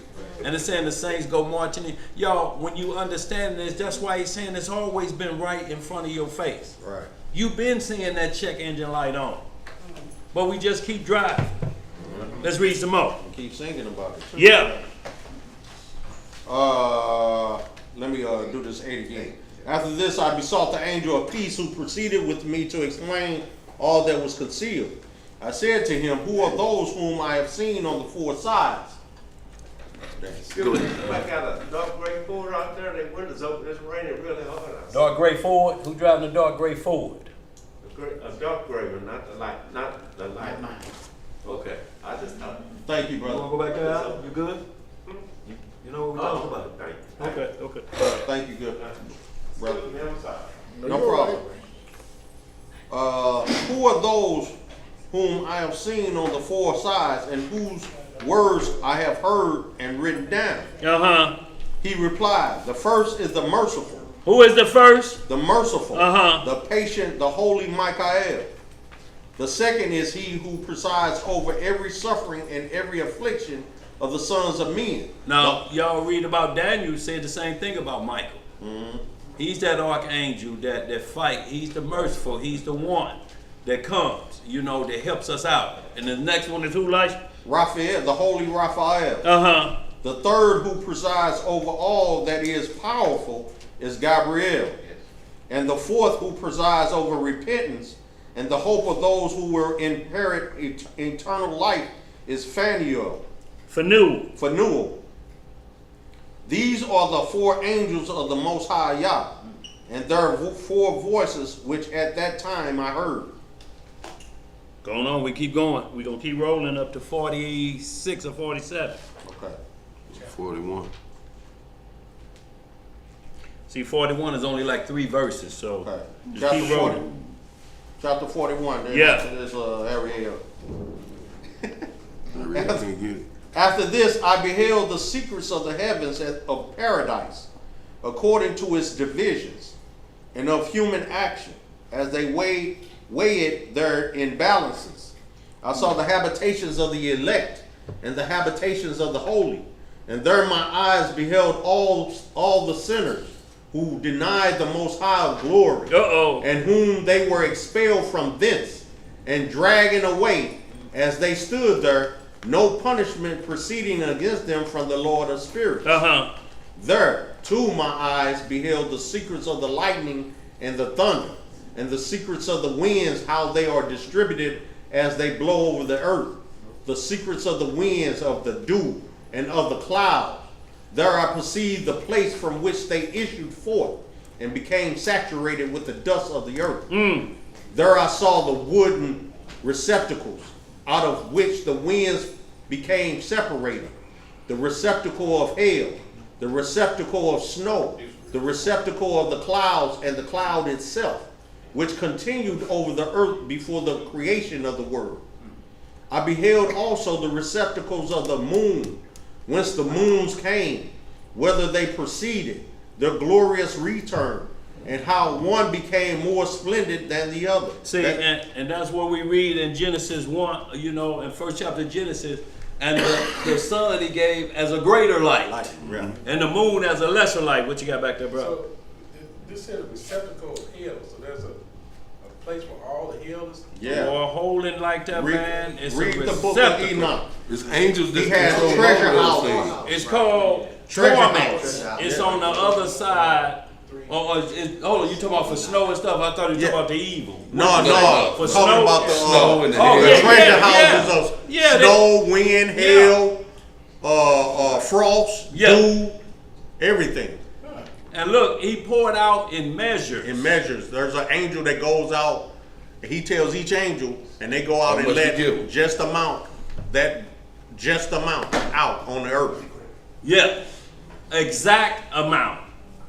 That amount of rain, that amount of snow, that amount of lightning. Yeah. There's an exact amount, and they control it by measured amounts. Go ahead. But he said lightnings and thunders are not just for cursing, but also for blessing. Yes, sir. Let me see. Verse 4. No, 4 again. you were still in 4. Yeah, I was still in 4. I beheld also the receptacles of the moon, whence the moons came, whither they proceeded, their glorious return, and how one became more splendid than another. I marked their rich progress, their unchangeable progress, their disunited and undiminished progress, their observance of mutual fidelity by a stable oath, their proceeding forth before the sun, and their adherence to the path allotted them, in obedience to the command of the Most High Spirits. Potent is his name forever and forever. After this I perceived that the path both concealed and manifest of the moon, as well as the progress of its path, was there completed by day and by night, while each one with another looked towards the Most High Spirits, magnifying and praising without cessation, since praise to them is rest. For in the splendid sun there is a frequent conversation to blessing and to malediction. Read that again. Praise us and rest. Which part? It says frequent conversion. Well, yeah, what verse? Is a frequent conversion. What did I say? Conversation. Yeah, With, you did say conversation. for I in didn't the even catch splendid it. sun there is a frequent conversion to blessing and malediction. The course of the moon's path to the righteous is light, but to sinners it is darkness. In the name of the Most High Spirits, who created a division between light and darkness, and separated the spirits of men, strengthened the spirits of the righteous in the name of his own righteousness. Nor does the angel prevent this, neither is he endowed with the power of preventing it. For the judge beholds them all, and judges them all in his own presence. So what this just did was eliminated the stars, the sun, and the moon from being anything considered the 24 elders. No matter how you try to tie them into being angels or anything, it removed them. No crown is given. They're under commandment to rise and do what they're doing. Lesser and greater light. See, you ain't got no lesser or greater of the 24 elders. Right. It's an equal. They all on one playing field. One playing field. So y'all understand what we're saying? So because there's a lot of doctrine out there saying it could be this, that could be the sun or the moon. No, as he's traveling through, he's eliminated what it can't be. Right. And these things obey. It said they obeyed without fault, didn't it? Without fault. So From that creation. from the creation. So this is not mankind. So they don't fit the bill of the 24 elders, y'all. So we have to cover that just in case somebody try to slow, bro. Try to slip that in on us. Slow out. Go ahead. Verse 40, chapter 42. Yeah. Wisdom found not a place on earth where she could inhabit. So y'all, we're in the 40th chapter. We're reading out of the book of 42. Enoch, 42 chapter out of the book of Enoch. If you got a smartphone, bro, if you don't have a book of Enoch, just go ahead and Google 42nd chapter of Enoch. All right. Go ahead. Wisdom found not a place on earth where she could inhabit. Her dwelling therefore is in heaven. Wisdom went forth to dwell among the sons of men, but she obtained not and habitation. So it says her dwellings in the heaven. It ain't never said it was at the throne of the Most High. No. Wisdom is a spirit. Is That's one right. of them 7. It say it came to dwell with men on earth, but it couldn't stay because men is crazy. Yeah. How you gonna put wisdom? Looked at, she say everybody's crazy. That's why they say the spirit of discipline will Fleet. Yeah. Yes, sir. Go ahead, Elijah. Wisdom returned to her I'm place. sorry, Zed. Go ahead. Wisdom returned to her place and seated herself in the midst of the angels. Where she seat herself? In the midst of the angels. Where's the Messiah seated? next to who? on the right hand of the Shout it Father. out, y'all, like y'all was scared. Right-hand side of the Father. Yeah. Go ahead. But iniquity went forth after her return, who unwillingly found an habitation and resided among them, as rain in the desert and as dew in a thirsty land. Let's keep rolling. What chapter you in? Verse chapter 43. Y'all, we're just going to get up to 46. They short chapters, but we have to go through this vision of everyone that ascended to the heavens, that's seeing the vision of the second coming, that's seeing those who've been crowned. We have to stay on that path with the same visionaries. Y'all know what I'm saying? Because we bring Nostradamus into this, it's going to be some problems. Right. Because he got different books. He got books called quatrains. And he done been wrong 3-4 times. Yes, sir. That's the problem. You can't be wrong once No, in the we're Bible. dealing- No, we're dealing with prophecy. No, not with prophecy. Because it says it cannot fail. Go ahead, bro. What you got, Theo? So Tobias scared wisdom from the earth. What happened? What'd you say? Boy. Hey, two bodies, Yeah. pass him He's a exalted. He Back there exalting people. He pass do him a that. chicken wing, he'll be all right. Yeah. Go ahead. Book of Enoch, chapter 43. I beheld another splendor, and the stars of heaven. I observed that he called them all by their respective names, and that they heard. In a righteous balance, I saw that he weighed out with their light the amplitude of their places, and the day of their appearance, and their conversation, and their conversion. Splendor produced splendor. Go ahead, Lysa. Hey, I didn't even catch he said it wrong. I knew who I was talking to. Go ahead. Splendor produced splendor, and their conversion was unto the number of angels and of the faithful.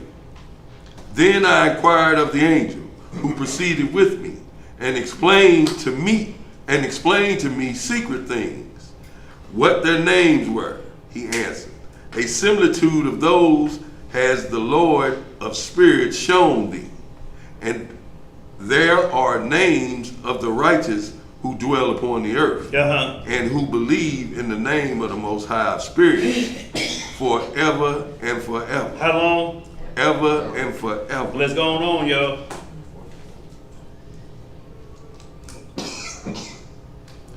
Chapter 44. Another thing also I saw respecting splendor, that it rises out of the stars and becomes splendor, being incapable of forsaking them. 45. Chapter 45. Chapter 45. Parable the second, respecting those who deny the name of the habitation of the holy ones and of the Lord of spirits. Heaven they shall not ascend, nor shall they come on the earth. This shall be the portion of sinners who deny the name of the Lord of spirits. What they doing? Deny the name of the Lord of spirits, and who are thus reserved for the day of punishment and of affliction. See, no matter who we talk about, whatever visionary it is, it's for obedience and disobedience. Ain't nothing else going on in the Bible from Genesis to Revelation. It's to fix commandment keeping. that Adam and Eve broke, is to fix that. So everything in between Adam, the second coming, and the Messiah opening up the books is the same message. It don't change. That's why it's basic. These are the obedient and these are the disobedient. These what the obedient get and this is what the disobedient get. When you start talking about praying to ancestors and building altars, that ain't got nothing to do with the Holy Bible. The only way it would is if that fit into the disobedience, which it does. Go ahead, bro. Verse 3. Yeah. In that day shall the elect one sit upon the throne of glory, and shall choose their conditions and countless habitations, while their spirits within them shall be strengthened, and they behold my elect one. Shall choose them for those who have fled for the protection of my holy and glorious name. In that day I will cause my elect one to dwell in the midst of them, will change the face of heaven, will bless it and illuminate it forever. I will also change the face of the earth, will bless it, and cause those whom I have elected to dwell upon it. See, and that's Isaiah 66. I'm going to create a new heaven and a new earth, right? So y'all, it's consistent with what has to come. And it's the prophecy. They ain't going to fail. Enoch ain't saw nothing different from Daniel. He ain't saw nothing different from John the Revelator. He ain't saw nothing different from any other prophets. From Ezekiel, he has not saw anything different. They're seeing how things work differently, like the course of the sun and the moon, but it's all still going to one purpose. Right. The Messiah, the King of the world. Yeah. It's only one that's still getting the glory for it. Let's get some more. But those who have committed sin and iniquity shall not inhabit it, heathens. See, so when it says sin and iniquity, it's talking about practice sin. That's what iniquity is. It's practice sin. See, it say you can't inhabit it if you're practicing it. You can't have on all woman's attire, face breadth of lipstick and think that you're practicing that and you can just walk into the kingdom. We gonna get the like he kingdom? say, come as you are. No, it ain't never said that. No. That's taken too literally. Right, that's crazy. Because anybody could come in here as they are and think that it may be some problem. We may not have no concentration. A woman leave her mattress out that door and come in here as she is, it's going to be some problem. Concentration going to be off, ain't it, Elisha?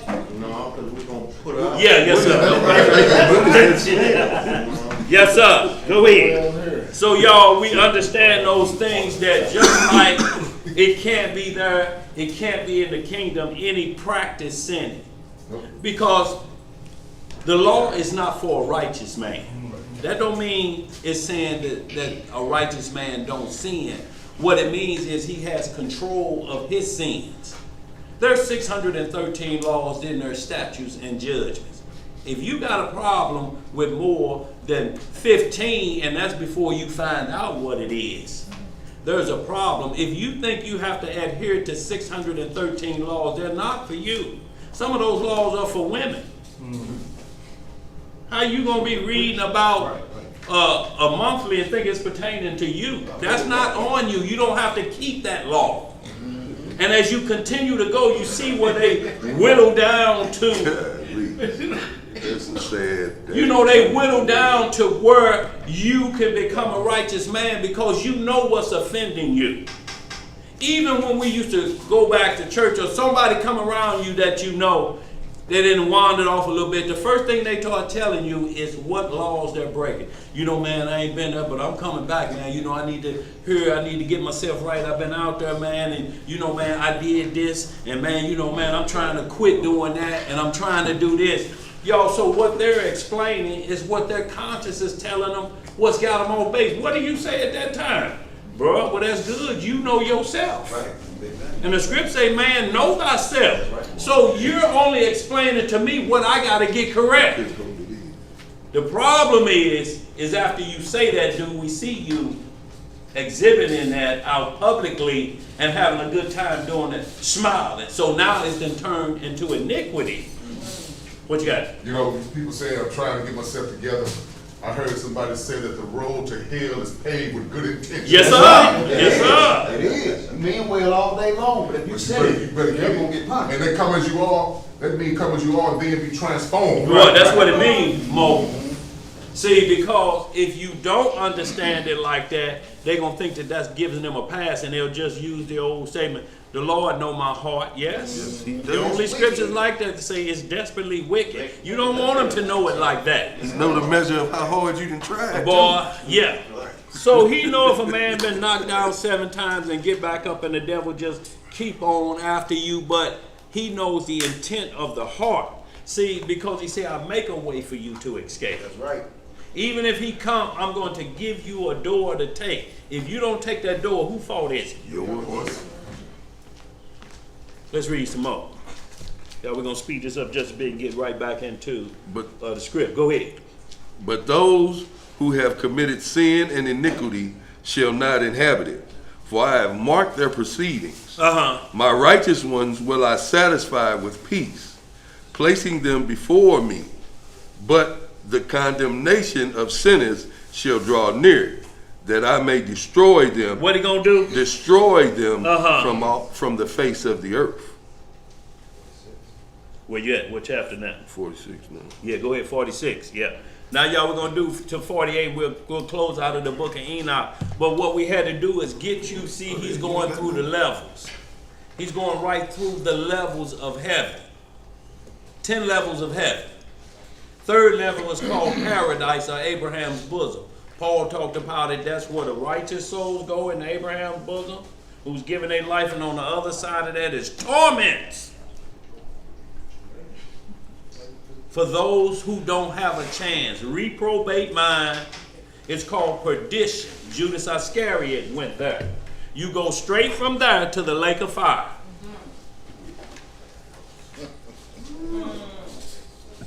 Let's get it, y'all. Chapter 46. Yeah.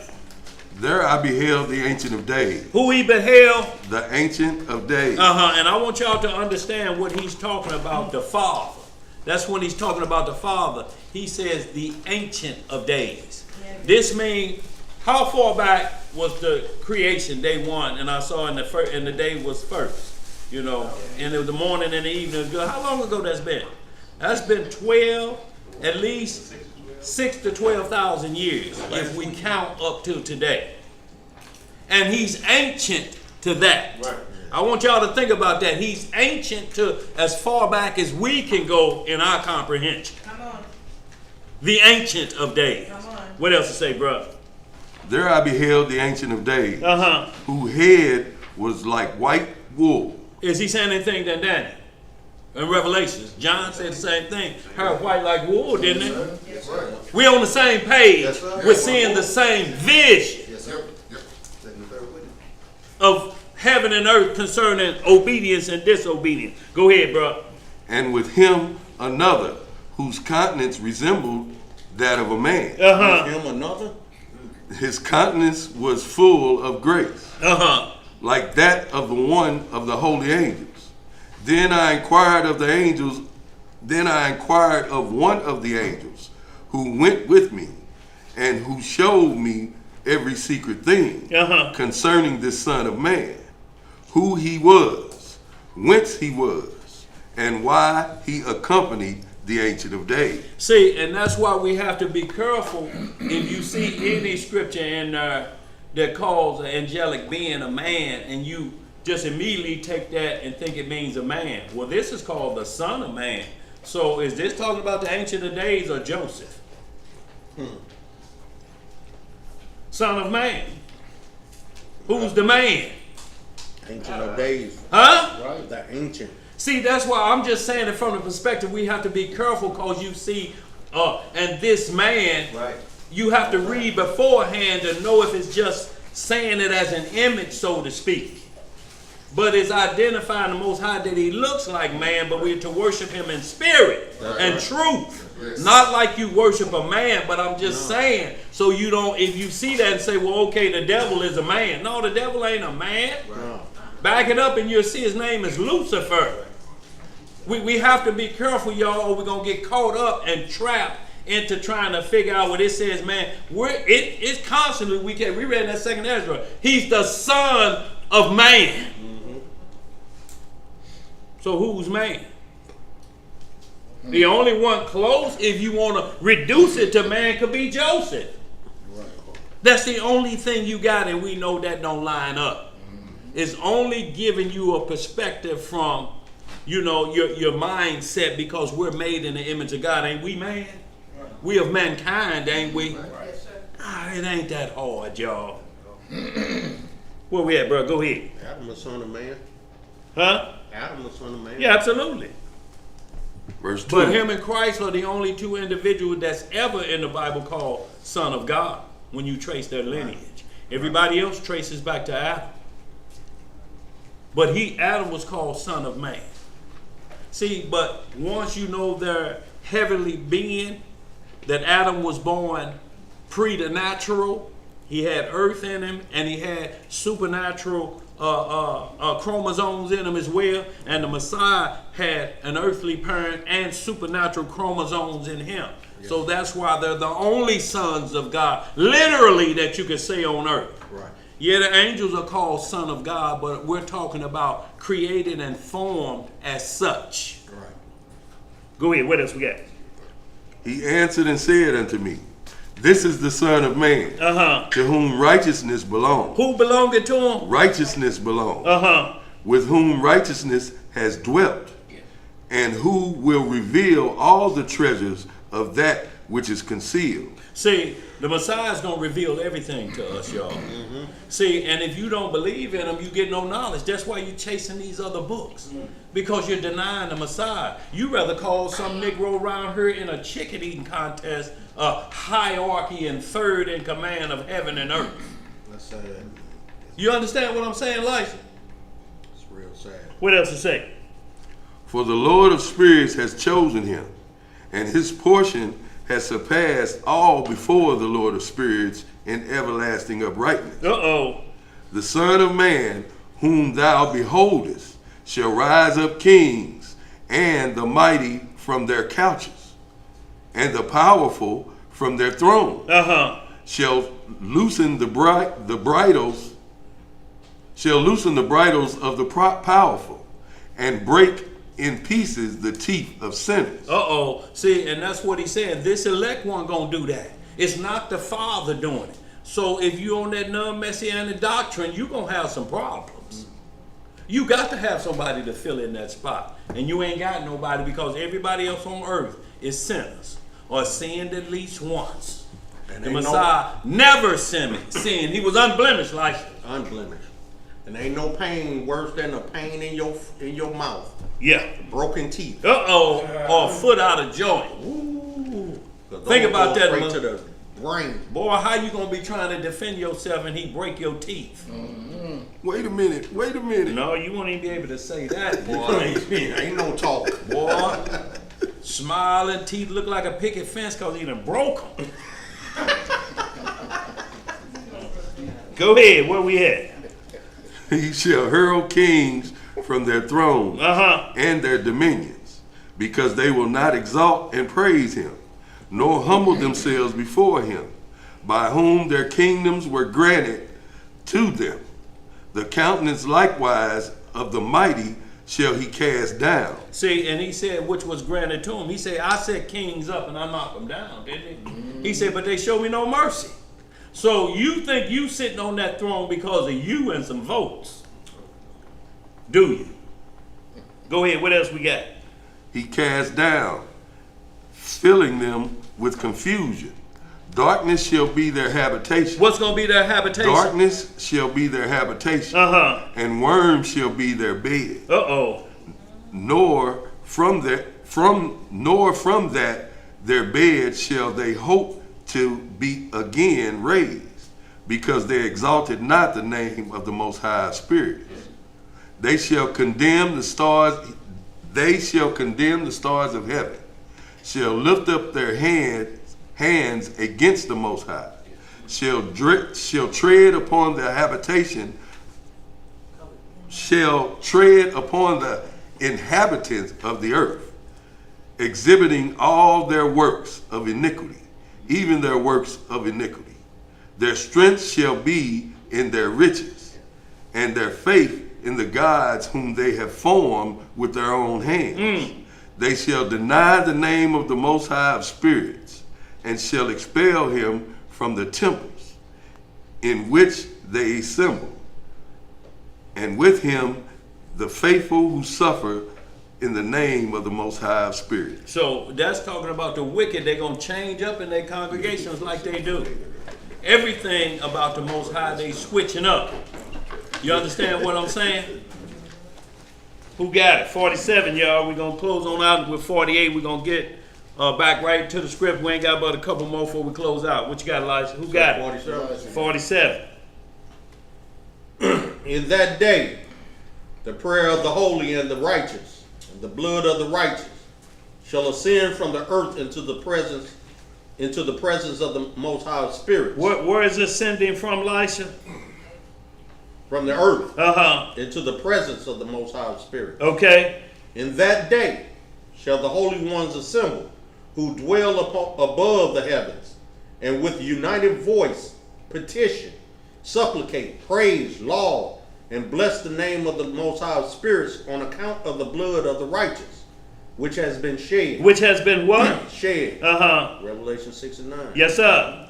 That the prayer of the righteous may not be intermitted before the Most High of spirits, that for them he would execute judgment, and that his patience may not endure forever. At that time I beheld the Ancient of Days, while he sat upon the throne of his glory, while the book of the living was opened in his presence. See, now we got the book of life being open. See, they're seeing the same thing John the Revelator saw. Yeah. What we have to make sure is that they don't deviate. And we can say that's a good book outside of the Bible we can use, that it's not breaking law, it's not deviating from prophecy. Right. But when you have these people come out here with some new books and they making up things and they saying, don't trust the law, see, that's the key to let you know that is not of the Most High. Right. That's right. Because that means you got a disobedient author you chase. Yes, sir. You done bought some bread that don't satisfy. Yeah. Keep going, bro. What verse you in? While the book of the living was opened in his presence is verse 3. And while all the powers which were above the heavens stood around and before him, then were the hearts of the saints full of joy, because the consummation of righteousness was arrived. The supplication of the saints heard, and the blood of the righteous appreciated by the Most High of spirits. Chapter 48. In that place I beheld a fountain of righteousness, which never failed, encircled by many springs of wisdom. Of these all the thirsty drank, and were filled with wisdom. What were they filled with? Wisdom. Having their habitation with the righteous, the elect, and the holy. In that hour was this Son of Man invoked before the Most High of spirits, and his name in the presence of the Ancient of Days. See, this man's name's always been invoked because he's the root of David. Yes, sir. Hold that just a bit, if you will, Ariel Azeb. Give me a Micah 5, just 1 through 3. And we'll see that what he's always been there.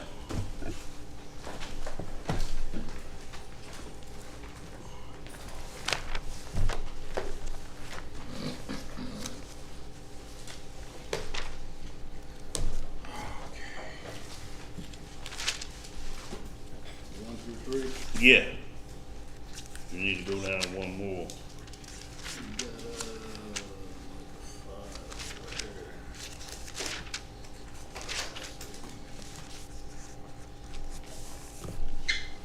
All right, family, we're going to be reading in the book of Micah, chapter 5. I'll start the reading in verse 1. And then give me a John 17:5 real quick.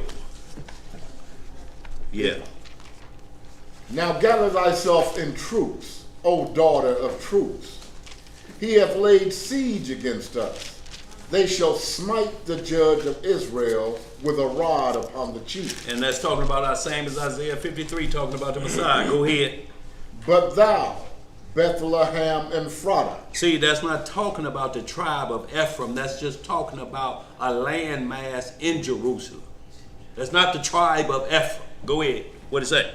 Though thou be little among the thousands of Judah, yet out of thee shall he come forth unto me, that is to be ruler in Israel, whose goings forth have been from old, from everlasting. Where is this going forth from? From old, from everlasting. See, now we understand why he's the root of David, out of the tribe of Judah, but his goings forth is from everlasting. What did John 17:5 say? John chapter 17, verse 5. And now, O Father, glorify thou me with thine own self, with the glory which I had with thee before the world was. With the glory he had what? Before the world was. See, that's the glory he won back after he was ready. He said, glorify me back with the glory I had before the world was. He went back into his form of where he sits on the throne because he's worthy of that glory again. He done overcame. That's why he give crowns to everybody else that overcome. Yeah. Y'all, we can overcome this world. All we have to do is tell the devil to get going with his temptation. Get going, man. You show you don't want a bite. It's got your favorite icing on it. Go on, man, with that sweet stuff. You show you don't want just a lick off the spoon, the icing spoon. Sweet nothings. Boy, look here. Wickedly sweet. Yes, sir.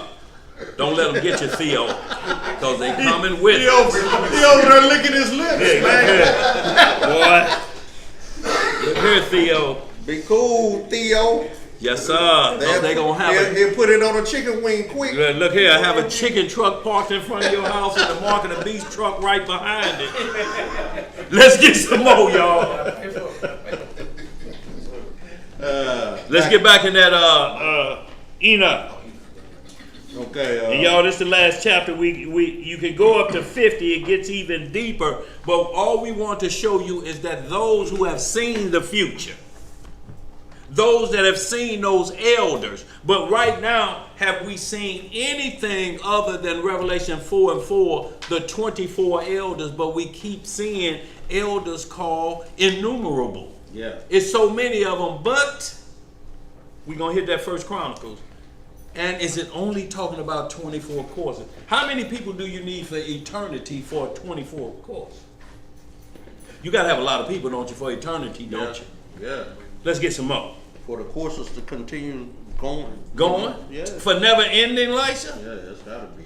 Let's get some more. Verse 3 again. Yeah. Before the sun and the signs were created, before the stars of heaven were formed, his name was invoked in the presence of the Most High Spirit. A support shall he be for the righteous and the holy to lean upon, without falling. And he shall be the light of nations. He shall be the hope of those whose hearts are troubled. All who dwell on earth shall fall down and worship before him, shall bless and glorify him, and sing praises to the name of the Most High Spirits. Yeah. Therefore the elect and concealed one, existing in his presence before the world was ever created. Before the world was what? Created and forever. In his presence he existed, and he has revealed to the saints and to the righteous the wisdom of the Most High Spirits. For he has preserved the lot of the righteous, because they have hated and rejected this world of iniquity, and have detested all its works and ways in the name of the Most High Spirits. For in his name shall they be preserved, and his will shall be their life. In those days shall the kings of the earth and the mighty men who have gained the world by their achievements become humbled in conscience. For in the day of their anxiety and trouble their souls shall not be saved, and they shall be in subjection to those whom I have chosen. I will cast them like hay into the fire, and like lead into the water. Thus shall they burn in the presence of the righteous, and sink in the presence of the holy, nor shall a tenth part of them be found. But in the day of their trouble, the world shall obtain tranquility. In his presence shall they fall, and not be raised up again. Nor shall there be anyone to take them out of his hands, and to lift them up. For they have denied the Most High of spirits and his Messiah. Read that again. They have done what? They have denied the Most High of spirits and his Messiah. The name of the Most High of spirits shall be blessed. Hallelujah. Hallelujah, y'all. So we see what you got, This Theo. is the similar, or the same thing talking about that big old pit in the kingdom. The Gulf. The Gulf, is it Isaiah 66? What, Isaiah 31? What you talking about? Tophaz? Luke 16. Yeah, No. like in the kingdom, every Sabbath we'll go visit. No, this gonna be one and done. Get it out of the way. Yeah. You know, so like I say, we're going into righteousness, you know, to the point if you make the kingdom, you won't be part of watching that. That's initially watching it because you get a sword in your hand. That's for day one to put all that down, get all that in order. Then you go into crown on your head and chilling out, maxing and relaxing. Your job will not be to destroy the wicked because that day of the wicked to be destroyed is going to be one day, and it's going to be cleared. It's going to be cleared up, especially with Satan thrown in the kingdom. He's the only one that'll still be hanging around, so to speak. He's just on death row. Right. Till he let out.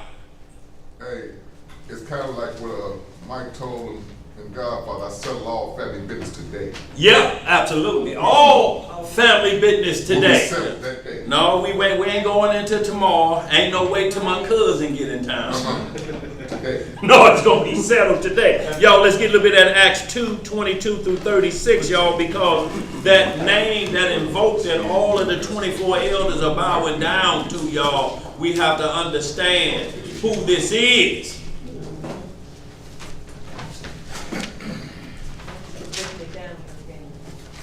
Yes, ma'am. Y'all, if we don't get this simple understanding, y'all, all it is what high priest you believing in.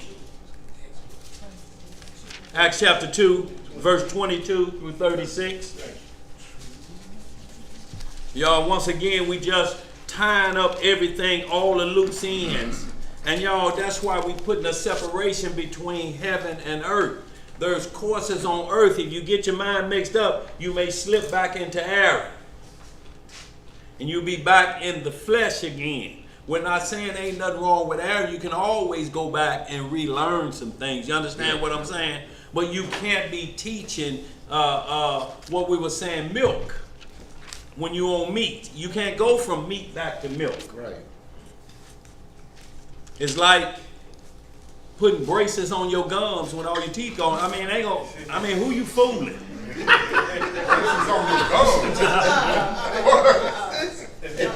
Oh shit. Look, I mean, you like, look, so somebody think, well, you know, you done had them braces on for 60 years, cause you know you're supposed to pull them off and show your teeth, but you like, no, I'm still got a process I gotta fix. Oh, you know? That sounds painful, man. That sounds painful. Yes, sir. And I'm sure it's gonna look painful. Yeah. All right, fella, we're going to be reading in the book of Acts. Now, cause look, some of them gums can get hard at teeth. I mean, I've seen plenty of elders, boy, man, rip through a steak with gums. I can only dream.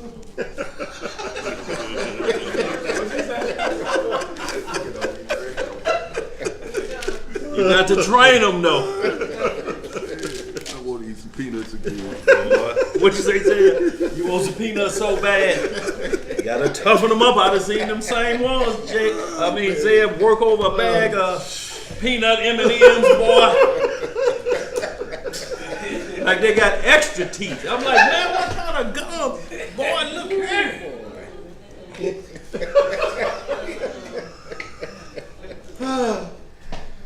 All righty, y'all done, man? Yeah. Go ahead, bro. Reading in the book of Acts, chapter 2 and verse 22. Yes, sir. Ye men of Israel, hear these words. Uh-huh. Yeshua of Nazareth, a man approved of Yah among you by miracles and wonders and signs. See, that's how he was proved among you. It wasn't just given no title.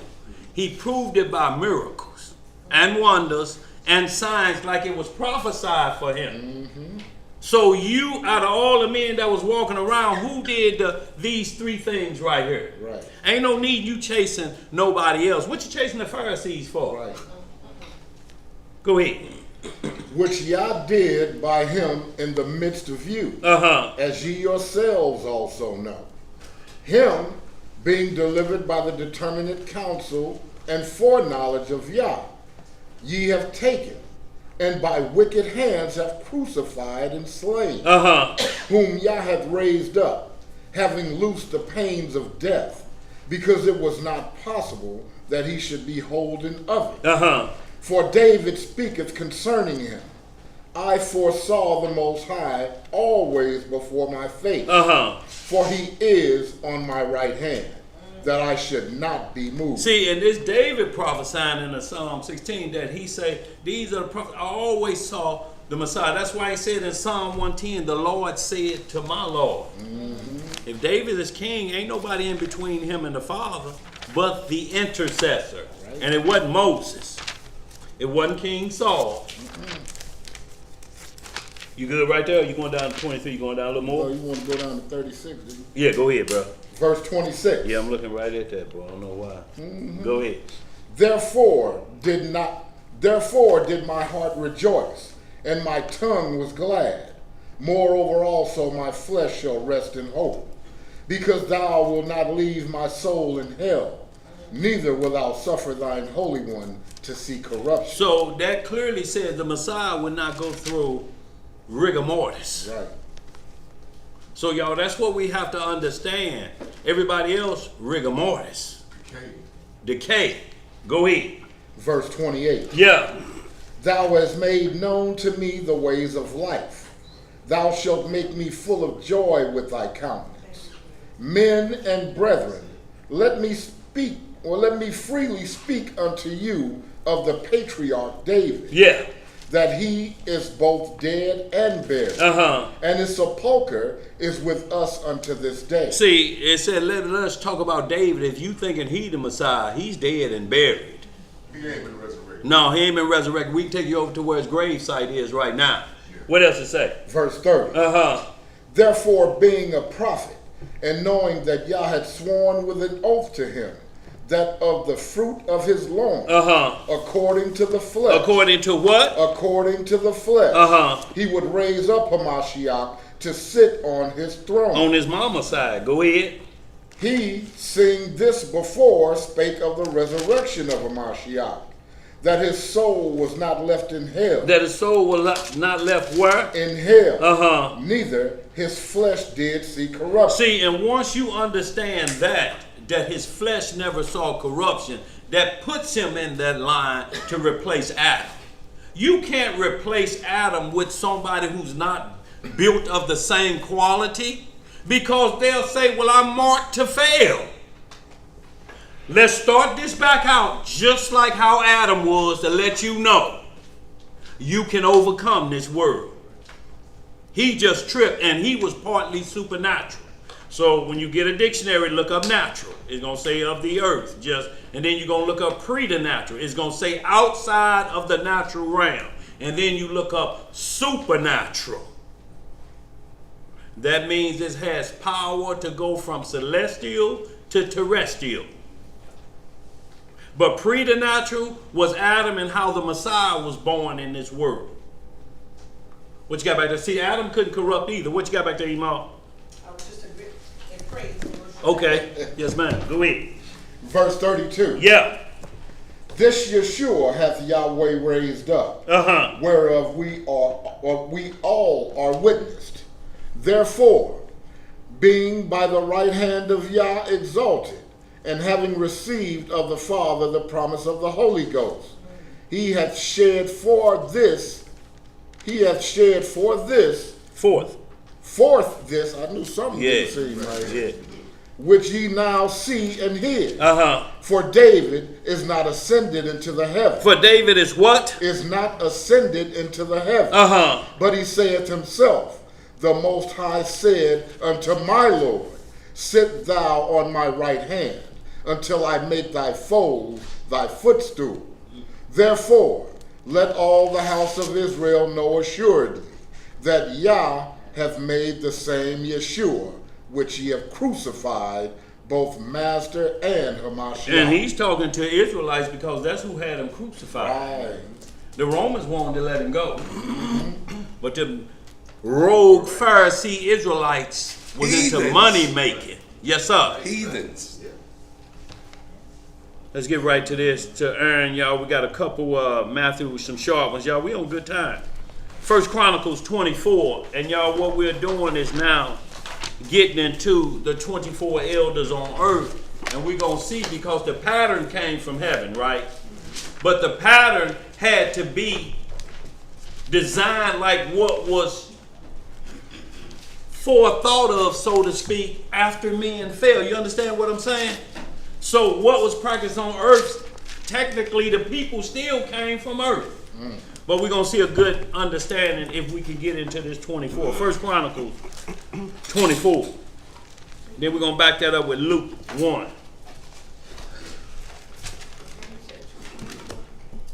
1 Chronicles 24. Yeah, that's still you, bro. Who you want to start? You going, Theo? Be careful out there. Let's start at 1. Yeah. All right, family, we're reading in the book of 1 Chronicles, chapter 24. Going to start the reading in verse 1. And what we want y'all to do is to consider these 24 courses and the number of people involved with it. Let's get it. Where we at? Verse 1. Yeah. Now these are the divisions of the sons of Aaron. Of the sons of who? Of Aaron. Uh-huh. The sons of Aaron, Nadab and Abihu, Eleazar and Ithamar. And see, these are Aaron's sons. These are the only ones who he could pass the high priest robe to.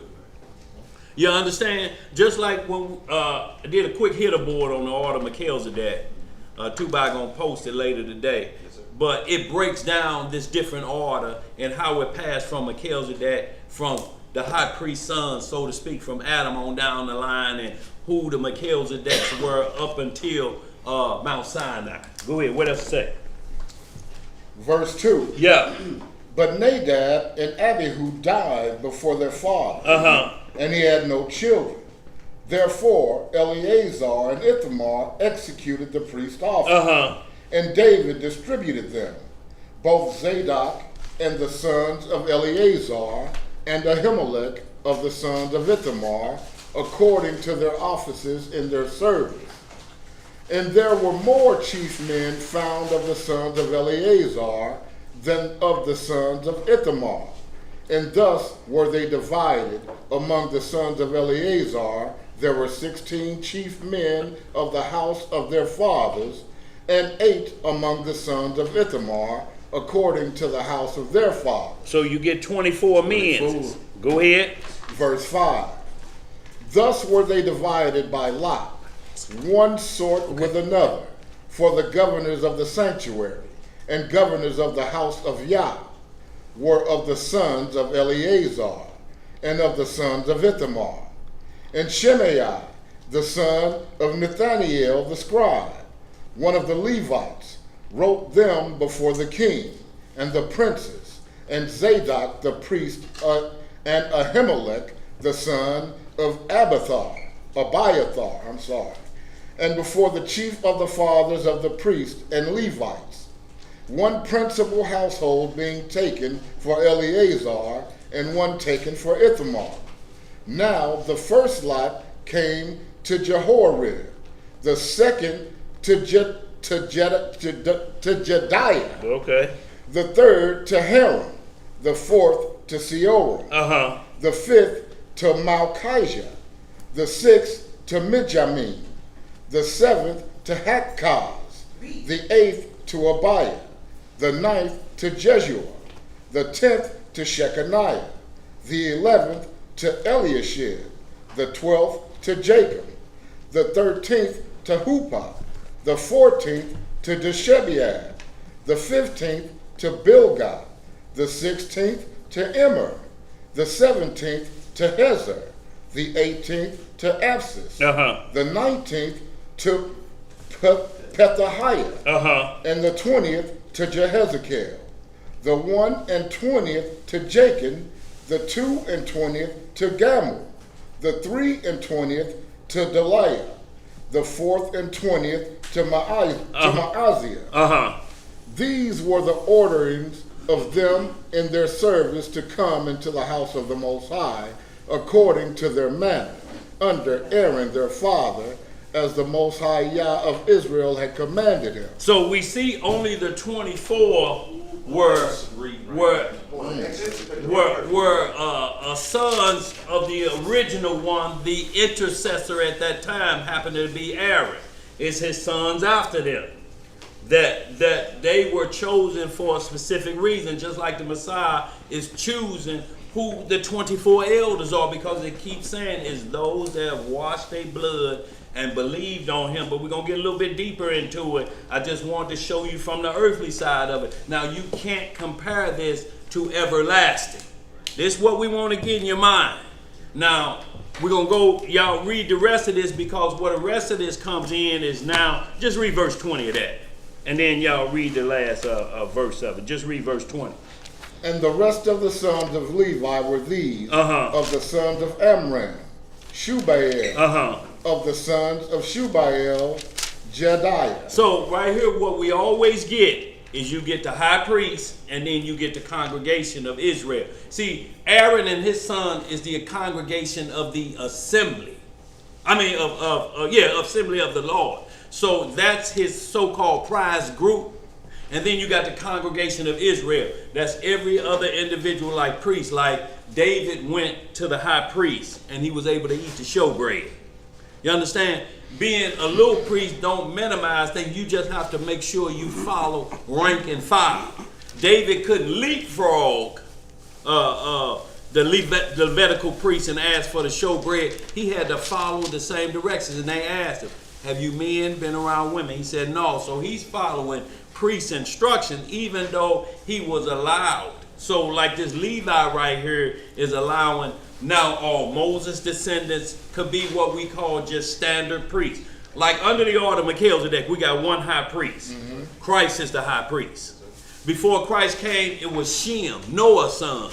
He was the high priest after the order of Melchizedek. Before him, it was Ner. Wife's had a supernatural virgin birth. Her son was a high priest after the order of Melchizedek. Shem, being the high priest, passed the priesthood to Abraham. Abraham was never a high priest after the order of Melchizedek. Just a priest of the royal priesthood like we are. You understand what I'm saying? But we have one high priest. We don't have to trail a bunch of sons. It was cut off at Messiah. No more is coming after him. Y'all, we have to be clear and know who you are serving and who you're going to relieve you of these transgressions. Because a sinner can't relieve you of your sins. And ain't cleared his first. So y'all, I just want to put that in just to throw that in there. But now real quick, Luke 1. Because this courses was still running.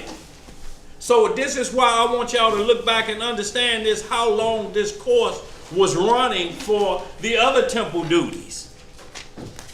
This course was running non-stop all the way up until the Messiah was born. Now, y'all see this time right here. This was King David's time, wasn't it? There's 14 generations from Abraham to David. 14 generations from David to the Messiah. So this course was running for at least 14 generations on earth. Can you imagine how many children have to keep filling these slots? It's not the original 24 even running through that program. There's men just filling spots. There's, okay, you next, filling that course of the 24. So in like manner, when you move this thing to everlasting, you're going to have an innumerable amount of people got to keep going, because this one ain't going to never stop. This one stopped in Luke 1. We're going to read. Read Luke chapter 1. Verse 9. Yeah, if you need to back it up. And y'all, this is so very important that why this is so important is because it's letting you know the course until Messiah comes to switch that order. He's still keeping it in line because there would be no other reason to mention John the Baptist or his dad. All what they're doing in the temple is just telling you this temple work finna cease. It's finna be on your conscience. Right. We come in here every week, Elijah, and get the word, but if your conscience ain't got right, you just sitting occupying space. Right. Let's get some of that Luke. Luke chapter 1. You want to back it up to verse 5. Yeah. Luke chapter 1, verse 5. There was in the days of Herod, the king of Judea, a certain priest named Zacharias, of the course of Abiah. See, so we just read the course. Now you get in 1 Chronicles 27 and start naming the courses. So it's saying right here, the courses are still going, Elisha, and we all the way up to the birth of the Messiah. It ain't switched. So you understand an innumerable amount of people were filling them roles for 14 generations. Right. 14 generations. If we even look at a generation being 100 years, that's 1,400 years. If we're looking at it being the generation of a man, usually that's 40 times. There's still a lot of 14. Right. What we're talking about is a lot of people filling a role that is not just 24 of the same individual. Right. It's the courses that the individuals are going through. The course don't change. Right. Let's get some more. Where we at? Continuation of 5. Yeah. And his wife was of the daughters of Aaron, and her name was Elizabeth. And they were both righteous before Yahweh, walking in all the commandments and ordinances of the Lord, blameless. And they had no child, because that Elizabeth was barren. And Who was barren? Elizabeth. And they both were now well stricken in years. And it came to pass that while he executed the priest's office before Yahweh in the order of his course. In the order of his what? His course. See, why are we bringing all this up to have anything to do with the Messiah, y'all? We have to look at the shadow of things so you don't chase the shadow anymore. Mm-hmm. The shadow itself is telling you, I'm going away. The sun's coming out. Right. There ain't going to be no more of me left. The sun is going to light the whole world. Can you imagine no shadows in the kingdom? No. No shadows in the kingdom, like. Let's get some more. And it came to pass that while he executed the priest's office before Yahweh in the order of his course, according to the custom of the priest's office. According to what? The custom of the priest's office, his lot was to burn incense when he went into the temple of the Most High. See, that was his course. All he did was burn incense. Go ahead, what else we got? And the whole multitude of the people were praying without at the time of incense. And there appeared unto him an angel of the Lord standing on the right side of the altar of incense. And when Zacharias saw him, he was troubled, and fear fell upon him. But the angel said unto him, Fear not, Zacharias. Do what? Fear not, Zacharias, for thy prayer is heard. And thy wife Elizabeth shall bear thee a son, and thou shalt call his name John. And thou shalt have joy and gladness, and many shall rejoice at his birth. For he shall be great in the sight of the Lord, and shall drink neither wine nor strong drink. And he shall be filled with the Holy Ghost. What he gonna be? Filled with the Holy Ghost, even from his mother's womb. And many of the children of Israel shall be turned to the Most High, their God. And he shall go before him in the spirit and power of Elias, to turn the hearts of the fathers to the children, and the disobedient to the wisdom of the just, to make ready the people prepared for the Lord. So that's all we wanted to do, is just show you that the courses was all the way running up until then, until that individual will come to make ready the way to the Lord. The direct path, y'all, because this is being cut off. It ain't going to exist no more. Real quick, just a little bit. Give me just a little bit of that Leviticus 21. I want y'all to read all of Leviticus 21 because it's talking about the sons of Aaron again and how they had to be as close without blemish as possible. So when you're hearing, talking about, yeah, man, we ain't supposed to do nothing, this woman's supposed to be like that, no. You're in the book of Aaron, and I mean the priesthood of Aaron, and don't even know the rules. You can't attribute this to the other sons of Levi. They had different priest orders. A regular Levitical priest could have a broken foot that won't straighten up, but not them high priests. No, See, that's the difference. You represent Messiah. Yeah. Give me a little bit of that Leviticus 21. Start about verse 16. I tell you what, start about verse 10. No.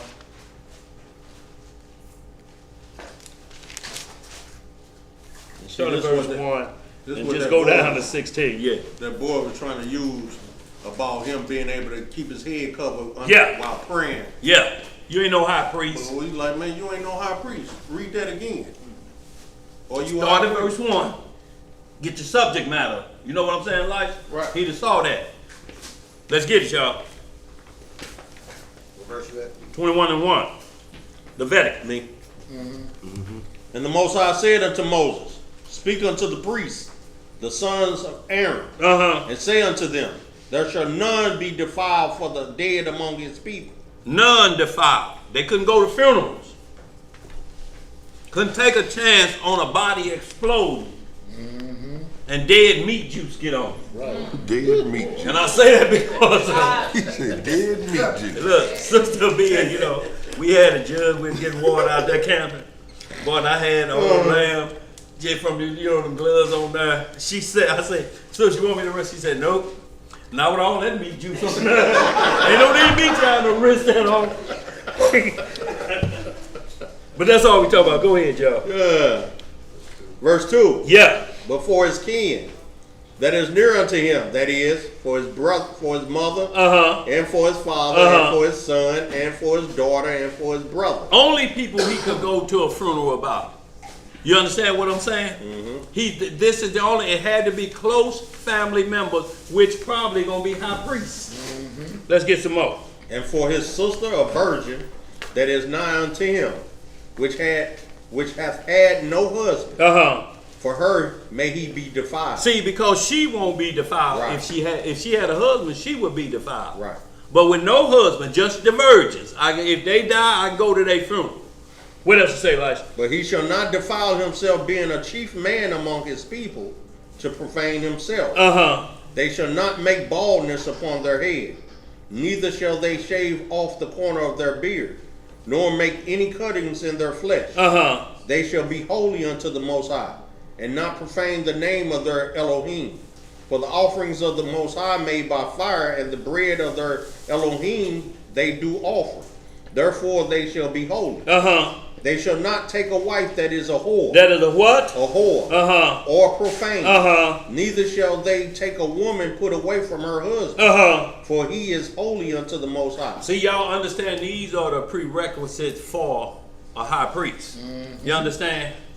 See, but these men today calling them high priests, then took every one of them. Yeah. Right. Still got a hoe. Yeah. Yeah, still, boy. Because they chasing whole doctrine, like. Where we at? And then want to say something about my bald head. Yeah. Ain't that crazy? See, all out of the order, just sitting in Moses' seat.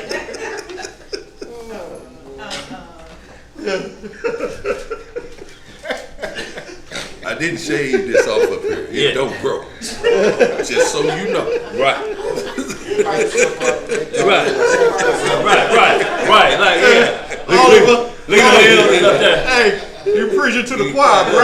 Yeah. Look at the elders just making up their own hairstyle up there. Look at one. got the dreads. He think he in Jamaica. Look at that, just trying to show a little great, but looking like an old Indian with no beard or mustache. And then you got Zeb up here like he just wanted a George Jefferson. Like he just decided to do that. And then you got Elisha over here, got a lick of her nowhere. All of them in violation of the Leviticus. Yeah, sure is, ain't it? No, y'all. Certain laws ain't for us. I don't have to worry about the beard law.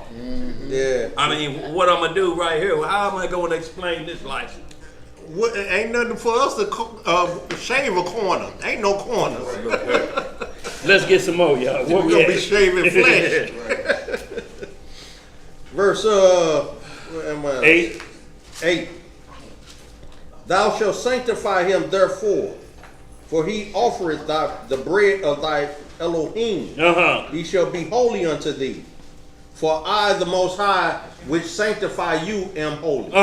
And the daughter of any priest. The daughter of who? Any priest. If she profane herself by playing the whore, she profaneth her father. She shall be burnt with fire. And see, and this is what was happening with Genesis 38 with Judah and Tamar. Yeah. This is where the law come from.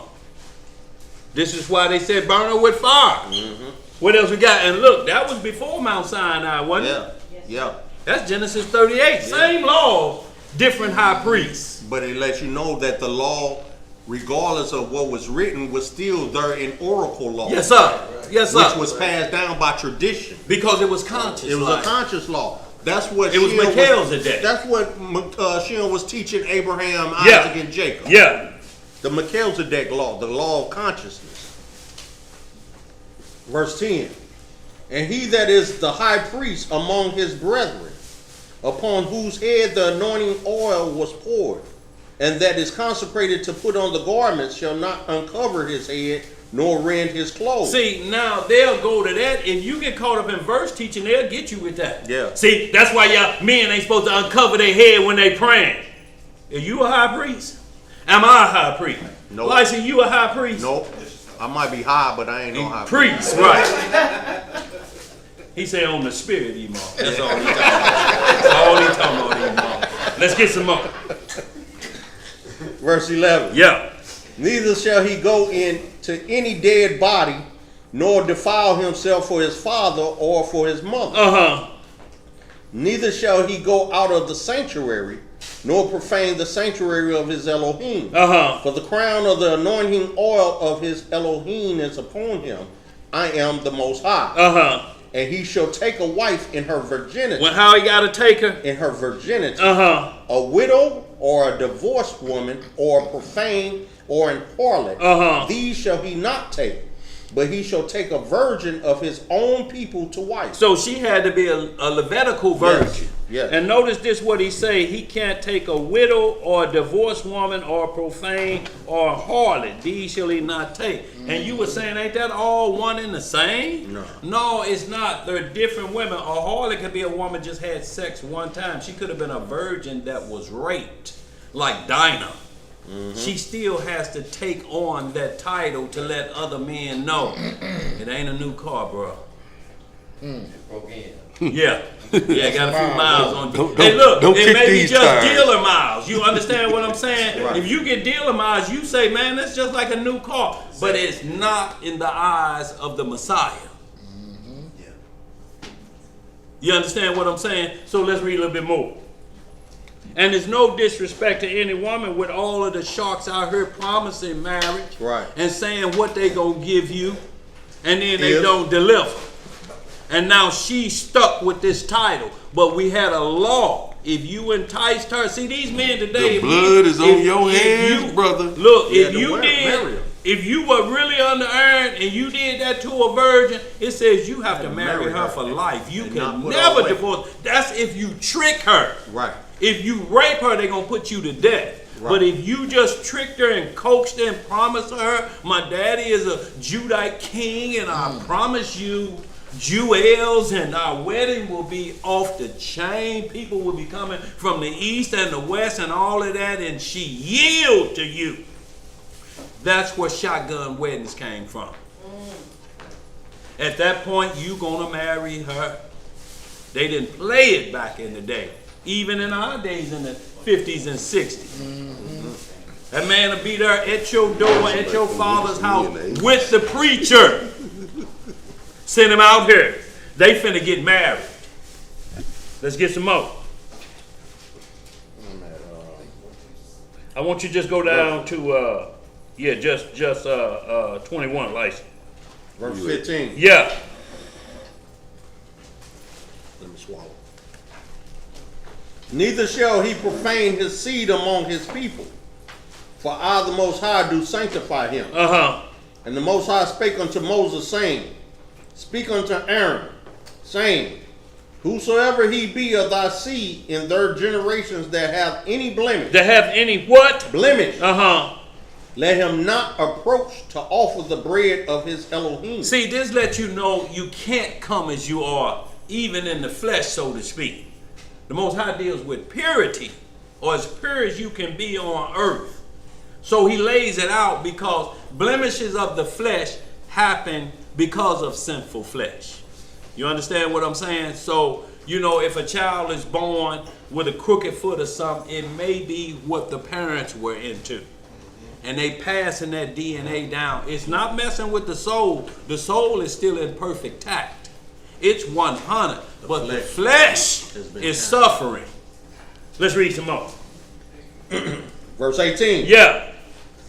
For whatsoever man he be that hath a blemish, he shall not approach a blind man. No, read, hold it, slow it down. Yeah, go ahead. For whatsoever man he be that hath a blemish, he shall not approach a blind man. Nope, he can't approach. Or a lame. He can't approach. Or he that hath a flat nose. He can't approach. Or anything superfluous. Superfluous. Yeah, so that's just like just a defect. You may have diabetes. You may have something superfluous. You know, there's a internal something coming from your DNA that's causing problems. Right. You can't have none of that. The priests had to be as perfect as they could because they were going to be the shadow of Messiah. So I have to make sure that they are not anything that any individual, and this is not no disrespect to somebody that was born that way. No. It's just letting you know what he required. That's right. Let's get some more. Or a man that is broken footed. Or broken handed. Or crook back. Or what? Crook back.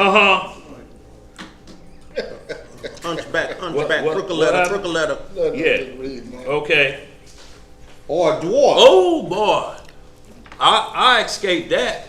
You know, I'm supposed to dwarf up. Are you sure? Boy, I'll be like the boy that won MVP, Enoch. What's his name? You know, the boy from Philadelphia. Dwarf will be like, I can't do nothing with this giant. He ain't gonna say that. Go ahead. You say he ain't gonna say that. He ain't gonna say that. Or that hath a blemish in his eye. That hath a what? Blemish in his eye. Y'all see how far this was being examined? They had to be examined like Christ had to be examined like the unblemished lamb. So David Koresh. Yeah. This knocks him out of the box. Boy, wait, look. He got a blemish in his eye. Yeah, he need the DOC. He gonna unlock the 7 seals. He say, hold on first. Oh, okay, I can see there's a lock right there. There's a no with the, Jim Jones, he had Jim glasses. Jones, same hat on glasses. What else to say, bro? Or be scurvy. Or scabbed. Or have his stones broken. Have his stones broken? Oh man. Yeah. Yeah, ouch.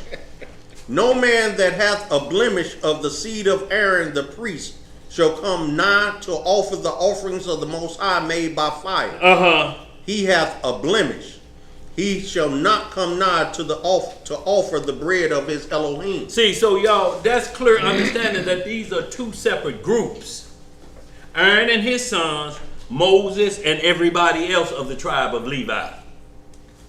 And also, like you get into Jasher 67 chapter, you'll see where Levi never took Pharaoh's deal to work in Egypt. Levi never went into hard bondage or slavery. Nope. Levi that took the deal, he said, this sound kind of crazy. Y'all setting us up. Levi never went into slavery. That's why you never see Aaron and his son breaking bricks.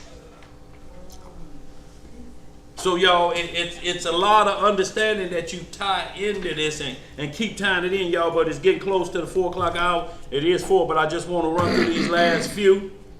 And we'll hit the Nicodemus, we'll just point them out. That may be a little homework. But the reason we want to get here, the 24 elders, is because they came from the earth.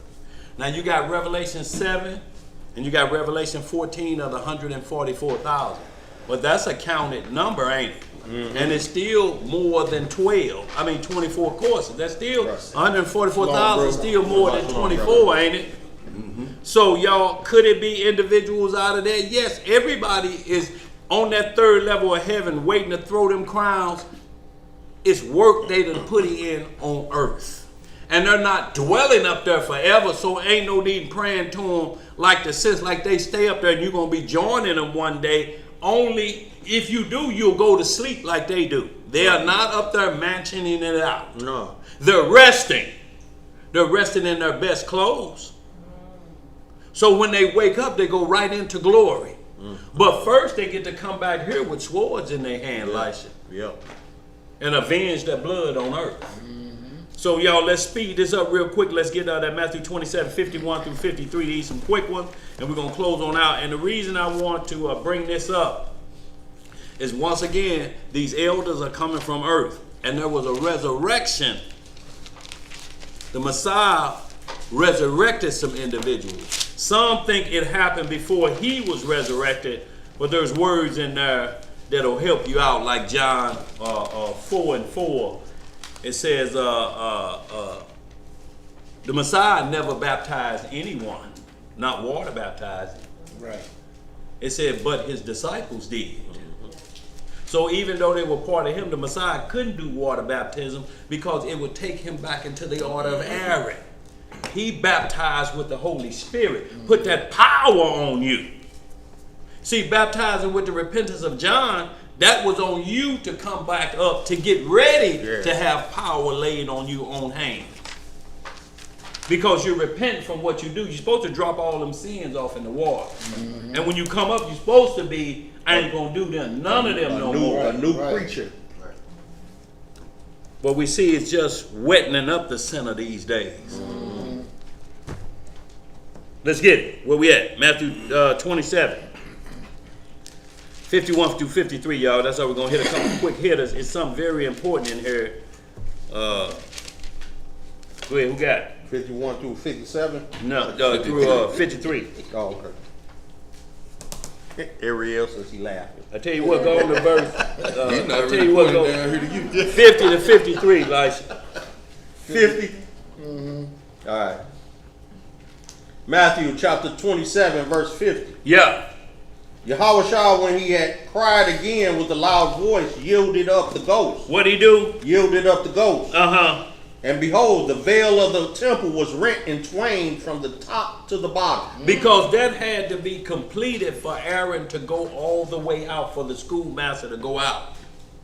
He must have give his life and become that testimony, that sacrifice, and that rip that veil down and saying, you ain't got to worry about no men priests anymore around here. Mm-hmm. Aaron is out of service now. Yep. He's just a tribe of Levi now, like Moses and Aaron. Like Moses now and his sons. They got to join into their family group now. Mm-hmm. They have to now, or their inheritances of the Lord, but they got to supply for themselves. Yeah, they got to go to work. Let's get some more. What it say? And the graves were open. What was open? Graves were open. Uh-huh. And many bodies of the saints which slept arose. Uh-huh. And came out of the graves after his resurrection. After what? His resurrection. Uh-huh. And went into the holy city and appeared to many. And that's a key word that you have to remember. They resurrected after he did. He's the first resurrection. Yeah. They couldn't resurrect before him, and he's still the first resurrection because he resurrected Lazarus. He still was the one who did. Lazarus come out of there. And Lazarus was dead 4 days, not 3 days and 3 nights. So we don't get Lazarus mixed up as the Messiah coming out of his tomb. 4 days, and he was thinking. Real quick, we're going to the book of Nicodemus, y'all, real quick, and we ain't got but a couple.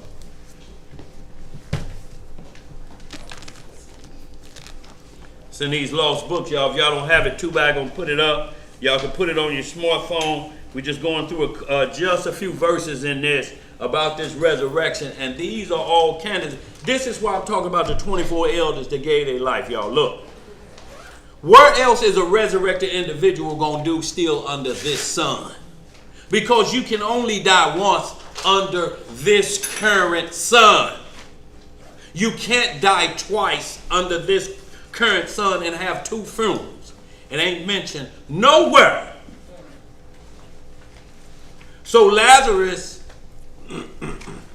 was called up, just like any of all the other resurrected ones that graves bust open. They were called up. They were no more to be found anywhere around these parts. Let's go to the book of Nicodemus. We're going to chapter 12. We're just going to start about verse 9. And then the homework will be all chapter 19 and chapter 20 of that same Nicodemus.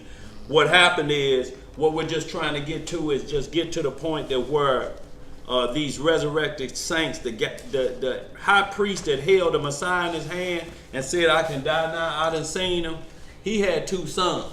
They came out of them graves when the Messiah was resurrected. He resurrected them. Their graves bust open. So they told some things what were going on. In other words, because you're never dead, your soul never dies. Let me say this. The flesh is died. But on that other side, y'all, life goes on. You're just sleep in most cases, but life goes on for you. You just have no more portion under this sun, unless it's to prove something. Resurrection, not reincarnation, because the same individuals bust out of them graves. Right. And people knew who they were. And people knew who they were because you wake up the same age you was. If both a mother and daughter show up in the kingdom, and the daughter outlived the mother, she gonna be older than her mama in the kingdom, so to speak. Because she'll be made anew again. But if her mama died at 80 and she died at 100, you understand what I'm saying? But the look is still brand new. That's why they have to resort to being brothers and sisters. You can't call a mama at that point, you older than her. It ain't hard, y'all. Let's get some more of that Nicodemus. Where we at? Chapter 12, where you want to start at, 9? Yeah, verse 9. Then Annas and Caiaphas said, Our law said, by the mouth of 2 or 3 witnesses, every word shall be established. So right now, we got a lost book that we know playing by the rules. That's right. Because he just quoted the rules. What the rules say again, Elisha? By 2 or 3 witnesses shall every word be established. But what have we said? The blessed Enoch pleased Most High. What'd he do? Pleased the Most High. And was translated by the word of Yahweh. And the burying place of the blessed Moses is known. But Yahweh was delivered to Pilate, whipped, crowned with thorns, spit upon, pierced with a spear, crucified, died upon the cross, and was buried, and his body the honorable Joseph buried in a new sepulchre. And he testified that he saw him alive. See, and what we also wanted to make clear is go ahead, Elijah, read that again, though. I didn't want to mess that up. Just made a valid point to say Joseph, not his daddy. Yeah. It would have said his daddy. Yeah. Joseph, Yeah. But that was Joseph Arimathea. Okay. That was he gave that up bought his the burying place. That was his grave site Yeah. that he had bought for his family. Yeah. Okay. Verse 12. Yeah. And besides, these men have declared that they saw him talking with his disciples in Mount Olivet and ascending up to heaven. Then Joseph, rising up, said to Annas and Caiaphas, Ye may be justly under a great surprised that ye have been told that Yahushua is alive and gone up to heaven. So what I want to express though in that verse 10 when it said, but what have we said? The blessed Enoch pleased Yah and was translated by the word of Yah. Enoch is the only one that the word translated keep meaning. Meaning that he was changed from natural to preternatural to supernatural to excel to heaven. No one else was translated, not even Elijah when he was called up, but translated meaning that he went into full angel state. Yeah. His body technically was just like an angel's body. He did the 1 Corinthians 15:51. Absolutely, he was the one. But notice what it said. It says Moses' grave, we know where it's at. It's at least up in Mount Nebo. Right. But Enoch, we ain't got no grave slot Right. for him. We So know that's that why it Moses was died. separating the difference from, even though Moses was who he was, Moses got a grave site. Right. He died. Enoch didn't let it slip out of his lips what Moses did. Shall we give you water and strike the rock? He said, speak to the rock. Water, come out and feed the people and the flock. Them people had Moses so angry, he hit that rock, talking about, shall we give you water? Most High let water come out, but he called him to the side, you and Aaron come over here. What's this French y'all speaking? What's this wheat stuff? Wheat. For one slip of the tongue, y'all have to understand what we're talking about. When you put yourself up as God in front of the children of Israel, it's a costly price. He don't care if he allowed you to do miracles. Cross the Red Sea. You slip with your tongue and exalt yourself, he'll bring you back down faster than you can blink. Yeah. Let's get some more of that. 14. Am I down there? Yeah. 14, okay. It is indeed a thing really surprising that he should not only himself arise from the dead, but also raise others from their graves, who have been seen by many in Jerusalem. So this was a common thing, man. Dead people were walking. You know, sometimes you think you see Elvis or Tupac. No, this was confirmed. It wasn't no happenstance because these men were talked to. Right. No, I ain't seen nobody talking to Elvis. Have you? No. Has anybody seen Tupac? They say he on an island somewhere. That's what Suge Knight say. Whatever. Yeah. Suge Knight on the island too. Yeah, he is. Rikers Island. Go ahead. What we got? 15. Yeah. And now hear me a little. We all knew the blessed Simeon, the high priest, who took Yahushua when an infant into his arms in the temple. Where he do it at? In the temple. See, so this is Simeon, the high priest, the one that when Mary took him to the temple, he say, this the savior of the world. Yeah, he said, I can die I can die now. He's holding him as a baby. Looking at him. This to my eyes done seen that. Like our eyes long for the second coming. Right. The only problem with our eyes longing for the second coming is Amos 5:18. To what Is it for you the day of the Lord? Are you sure? Are you sure you want to be ready? You ready for the day of the Lord? No. Because it's a dark day. Yeah. And They no are light gloomy. there in it. And there's going to be trembling and a lot of thunder and a lot of earthquakes. You ready to stand on what you believe? Boy, look here. Somebody eat too much wheat and honey and cabbages. They scare most men around here when they cut loose from their rear end. They think it's thunder and they running. What you gonna do with the second coming, Elijah? Let's get some. Where we at? Verse 16. Yeah. This same Simeon, who had 2 sons of his own, and we were all present at their death and funeral. So these people was right there at this same Simeon's son's funeral. We was there. We saw him laying in the casket. Right. Let's read some more. Go therefore and see their tombs, for these are open, And and they are risen. And behold, they are in the city of Arimathea, spending their time together in offices of devotion. so they were risen and went right back into serving the Most High. Start doing offices again. His 2 sons risen from the dead, they were part of the ones that we just read in that Matthew 27. This is some of those who bust out of the grave. We just getting our witness account right here. Who they were. But see, they were dead already. Yeah. They never got to hear that this was going to happen to them. No. Like I'm saying, everything, no person is told you go into the kingdom before judgment day. It's not in that.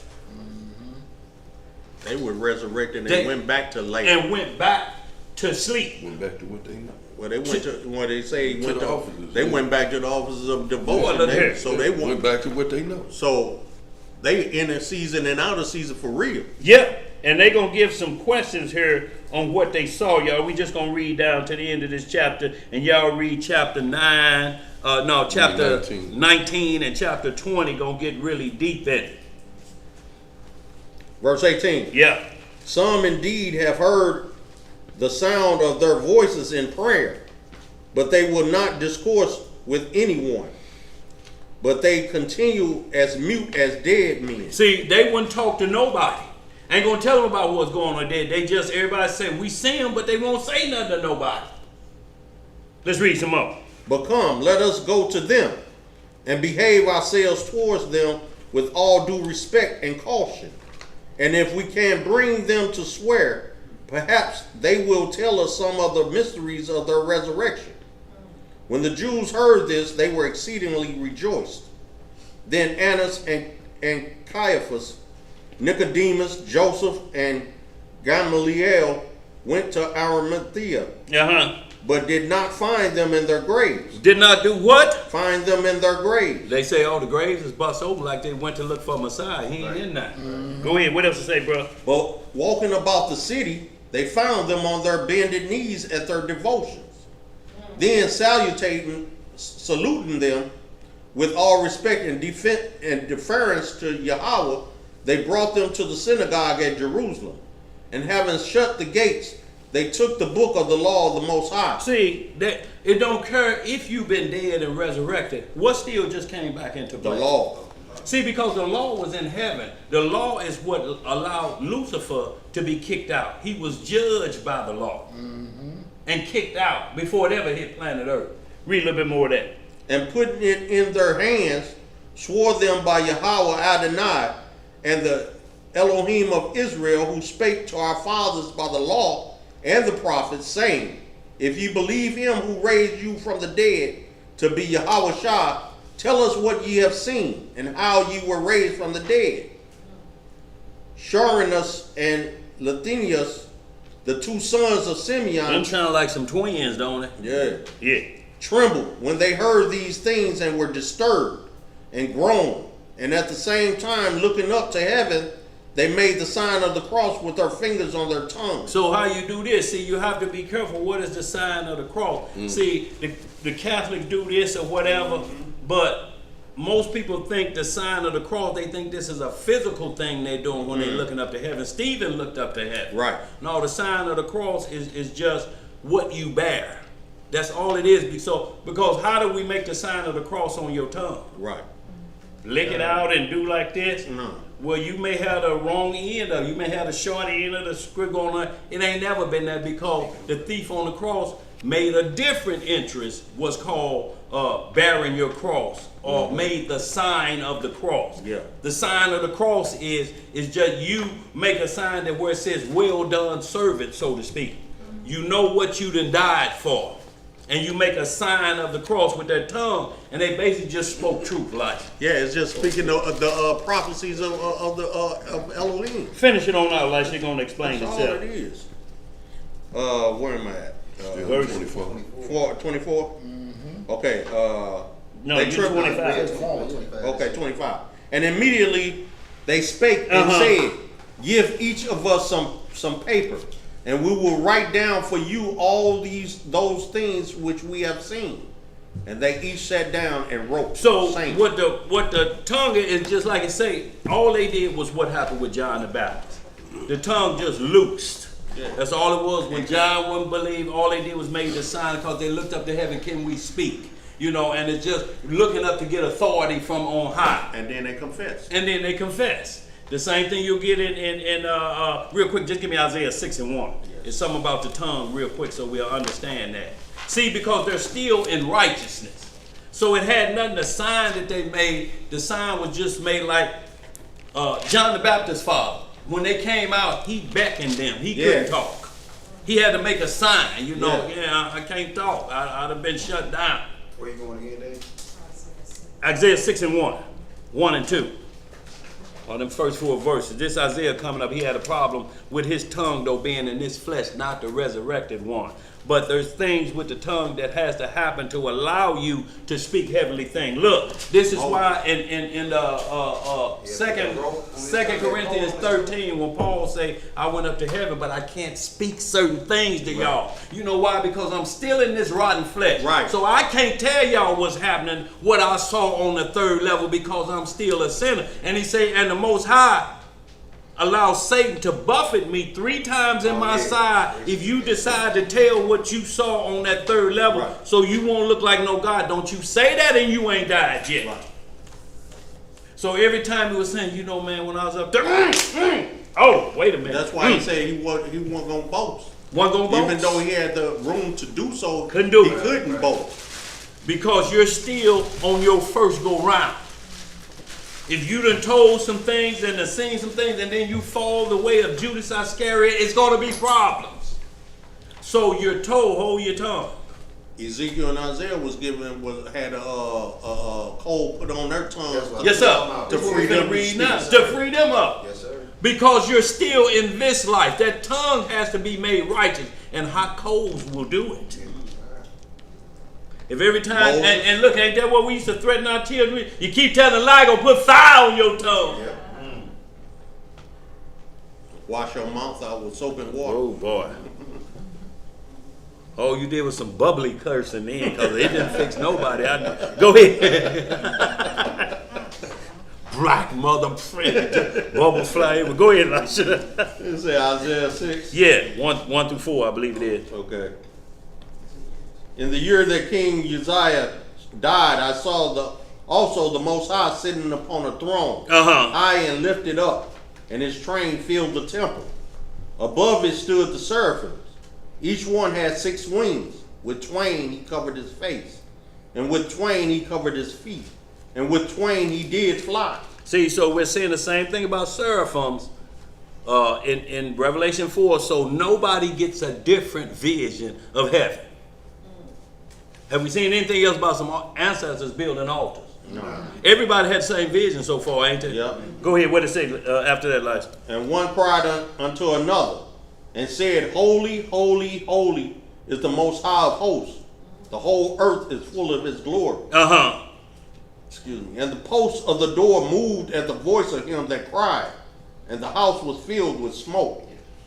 Then said I, Woe is me, for I am undone, because I am a man of unclean lips. What kind of lips? Unclean lips. And I dwell in the midst of a people of unclean lips. See, so even though this boy knew to make the sign of the cross with his mouth, I can't speak unless spoken to, being careful of the resurrection. Right. I have to be careful. I can't tell y'all things I'm not supposed to tell y'all and let it come out of my mouth. I'll write it down for you, like everybody else get it wrote down. Just like it was forbidden for the angels to reveal the secrets of heaven to men. That's why Satan and his fallen angels only reveal, he said a corrupted version of what's in heaven. Right. That's why when you get what you get is a corrupted version of what they reveal. Right. You don't get the righteous version. No. You only get the corrupted version. That's why men are led astray by whatever Satan and his minions reveal to mankind. That's right. Because it's not of the righteous side. Right. It's always of the unrighteous side. Well, yeah, like you finished that up. Verse 5 again. Yeah. I haven't finished that. Then said I, Woe is me, for I am undone, because I am a man of unclean lips, and I dwell in the midst of a people of unclean lips. For mine eyes have seen the King, the Most High of hosts. Ain't that the same thing Stephen said when he looked up? He said, I see the Messiah sitting on the right hand of the Father. You understand what I'm saying? That's as far as you go. That's all you tell about anybody else or anything. I see the Son of Man sitting next to the Father. And you'll only be allowed to see that if you're a true believer and worshiper of him. The heavens open up, you'll be able to see that and have confidence, y'all. Go ahead, what else say like? Then flew one of the seraphims unto me, having a live coal in his hand. Having a what? A live coal in his hand, which he had taken with tongs from off the altar. And he laid it upon my mouth, and said, Lo, this hath touched thy lips, and thine iniquity is taken away, and thy sin is purged. Also I heard the voice of the Most High saying, Whom shall I send, and who will go for us? Then said I, Here am I, send me. And he said, Go, and tell this people, Hear ye indeed, but understand not, and see ye indeed, but perceive not. Make the heart of this people fat, and make their ears heavy, and shut their eyes, lest they see with their eyes, and hear with their ears, and understand with their heart, and convert, and be healed. Then said I, Most High, how long? And he answered, Until the cities be wasted without inhabitants, and the houses without man, and the land be utterly desolate. The Most High have removed men far away, and there be a great forsaking in the midst of the land. But yet in it shall be a tenth, and it shall return, and shall be eaten, as a teal tree, and as an oak, whose substance is in them. You can hold wherever you want to, like after that verse. When they cast their leaves, Oh, okay, so the okay, holy seed shall be the substance thereof. Okay, so we here, let's just finish up that last Nicodemus and we'll close on out. But y'all write this down. The book of Nicodemus, chapter 21, verse 1 through 6, matches up with that Matthew 27 that we read, 50 through 53. It says the same thing. Christ resurrected, and he resurrected others with him. See, so they're lining up off the script. Ain't nothing changing in these lost books. But the law is always mentioned, Elijah. So did you finish up that 9? In Nicodemus? Yeah, where you at on that? 12 and what? I thought you finished that. Did he finish all 25 verses? Yeah. When they made the sign of the cross? Yeah. Okay, we finished that. Okay, so homework, y'all, a little bit. Get into that, like I say, that Nicodemus chapter 21, verse 1 through 6, and get into Nicodemus chapter 19 and 20. Then you're going to see the discussion with Adam and the Messiah going back and talking to Adam. Because remember when he resurrected, he went to hell. Hell is only the grave. Hell is not the lake of fire. Death and hell are cast into the lake of fire. That's right. Because there'll be no more death on earth. That's right. Y'all understand what I'm saying? So, but y'all get into the rest of that, and you're going to see the thief on the cross. When he buried his cross, he didn't make a sign with the tongue. He buried his cross in there. He came with his transgression, so to speak. Because they weren't going to let him in. They're like, who was you? He like, I got to pass. Right. So, y'all, it's some very interesting reading when you get into that. But so far, y'all, the candidates of the 24 or 24 courses for eternity. Yes. So you're going to have a lot of people rolling in and out, and you need a lot of numbers for eternity. Because when does eternity end? Never. Okay, so you ain't going to run out. You need a myriad of people, Elisha, to keep it going. Right. Because the same thing's going to be happening in the New Jerusalem. The same exact worship of the temple and different things, because when New Jerusalem come down, it's set up the same way and requires the same worship. And then it's going to have to be people from various nations and tongues, because it's going to be people still alive on the earth of various nations and tongues. So if only the children of Israel is in the kingdom, then who's going to deliver the message? I mean, they're going to come to their borders, but you're talking about once a year. Yeah. So who's going to deliver the word and the message to them other days of that year? Yeah. So they have to have a representative of the Most High delivering that message to them. To them.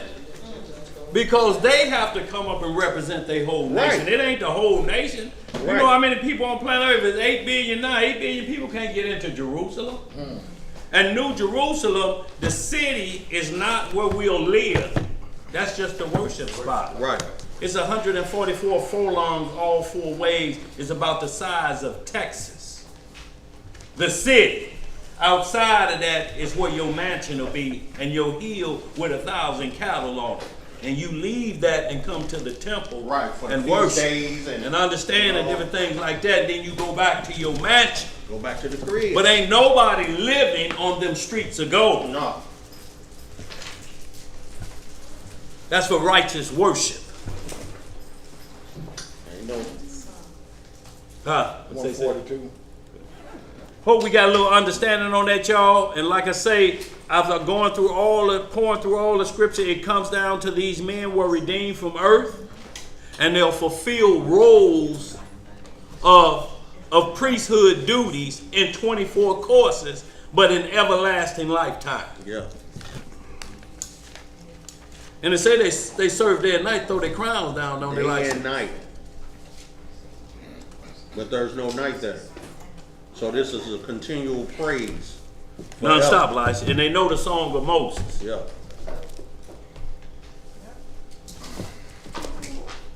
Everything cool? Who got questions back there, Imam? No, I'm just Right there. saying, we're getting ready What was to the top wrap of up. the text? The top of the message was, Yeah, message. who are the 24 elders? What you got, Imam? I'm just saying, while we're wrapping up, if the Christian church would only tell the people the truth, Yeah. they would really be more righteous. They're not in it for that one. Yeah, what it is, because it's man-made doctrine, it's a curriculum. Right. See, all of them come from the whore that sitteth on many waters. That's the Catholic Church. And her king is their version of the Virgin Mary. So all religions descend from them. Protestant protested against the Catholics. And then this group did that. And then this group invented the Baptists, all based off of John the Baptist. And then this group, which is all man-made doctrines. They don't read from the Bible, so we never got taught. We got taught from a curriculum. That's why they have the church covenant up, and they say we don't need the laws of God. Well, ain't these laws of man? What is a church covenant? Who wrote this? But they never have the 10 Commandments up. They have our rules up. Now you interrupt the pastor and don't do this when you go into the bathroom and ain't tipping lightly. Be stomping hard like this and see what happens. Let some gum pop in here. See what's gonna happen. Y'all know him. We done been to church. That lady with that Yes, one sir. finger come and get you. Boy. Boy, come and get you quickly.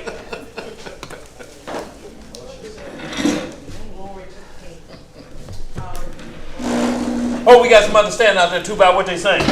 They're saying excellent class. Yes, sir. Excellent kingdom work. What's up? So y'all, if you worried about the 24 elders, you wonder if you gonna be one, do what they did. It's automatic at that point then, ain't it? Yeah. Don't be a heathen. Saints was put on the line, huh? Real simple, ain't it? All right, family, we're going to get this closed in prayer. And it is with the Most High's permission. And it's in the name of His only begotten and beloved Son, our Lord and Savior and our Redeemer. He is also our uncrowned King. Yes, sir. Yahushua HaMashiach. But we know Him as Jesus the Christ, y'all. Yes, sir. Long live the King. Long live the King. Reading in the book of Psalms. Read. In the 142nd chapter, it reads, I cried unto the Most High with my voice. Yes, sir.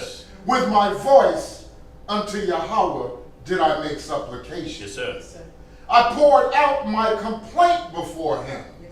I showed before Him my trouble. When my spirit was overwhelmed within me, then Thou knewest my path. In the way wherein I walked, have they privily laid a snare for me. Yes, I looked on my right hand and beheld, but there was no man that would know me. Refuge failed me. No man cared for my soul. I cried unto Thee, O Yahweh. I said, Thou art my refuge and my portion in the land of the living. Yes, sir. Attend unto my cry, for I am brought very low. Deliver me from my persecutors, for they are stronger than I. Bring my soul out of prison, that I may praise thy name. The righteous shall compass me about, for thou shalt deal bountifully with me. Hallelujah! Selah! Y'all got a shekel or two, y'all. We greatly appreciate it. Worldwide audience want to continue to thank y'all for the support y'all provide for the ministry, y'all. And y'all, we promise with the Most High put breath in our body to keep the lessons coming. Y'all got questions or concerns about things, holler it out, y'all. We'll try to get on it. Yes, sir. You know, and also it was a quick hitter board. Two-by gonna get up on the order Melchizedek versus Aaron. So look for that later on this evening, y'all. So whenever bro get a chance to get that on up. Come on, did that help it out? Yes, it did. Yes, it did. Cause you know that 100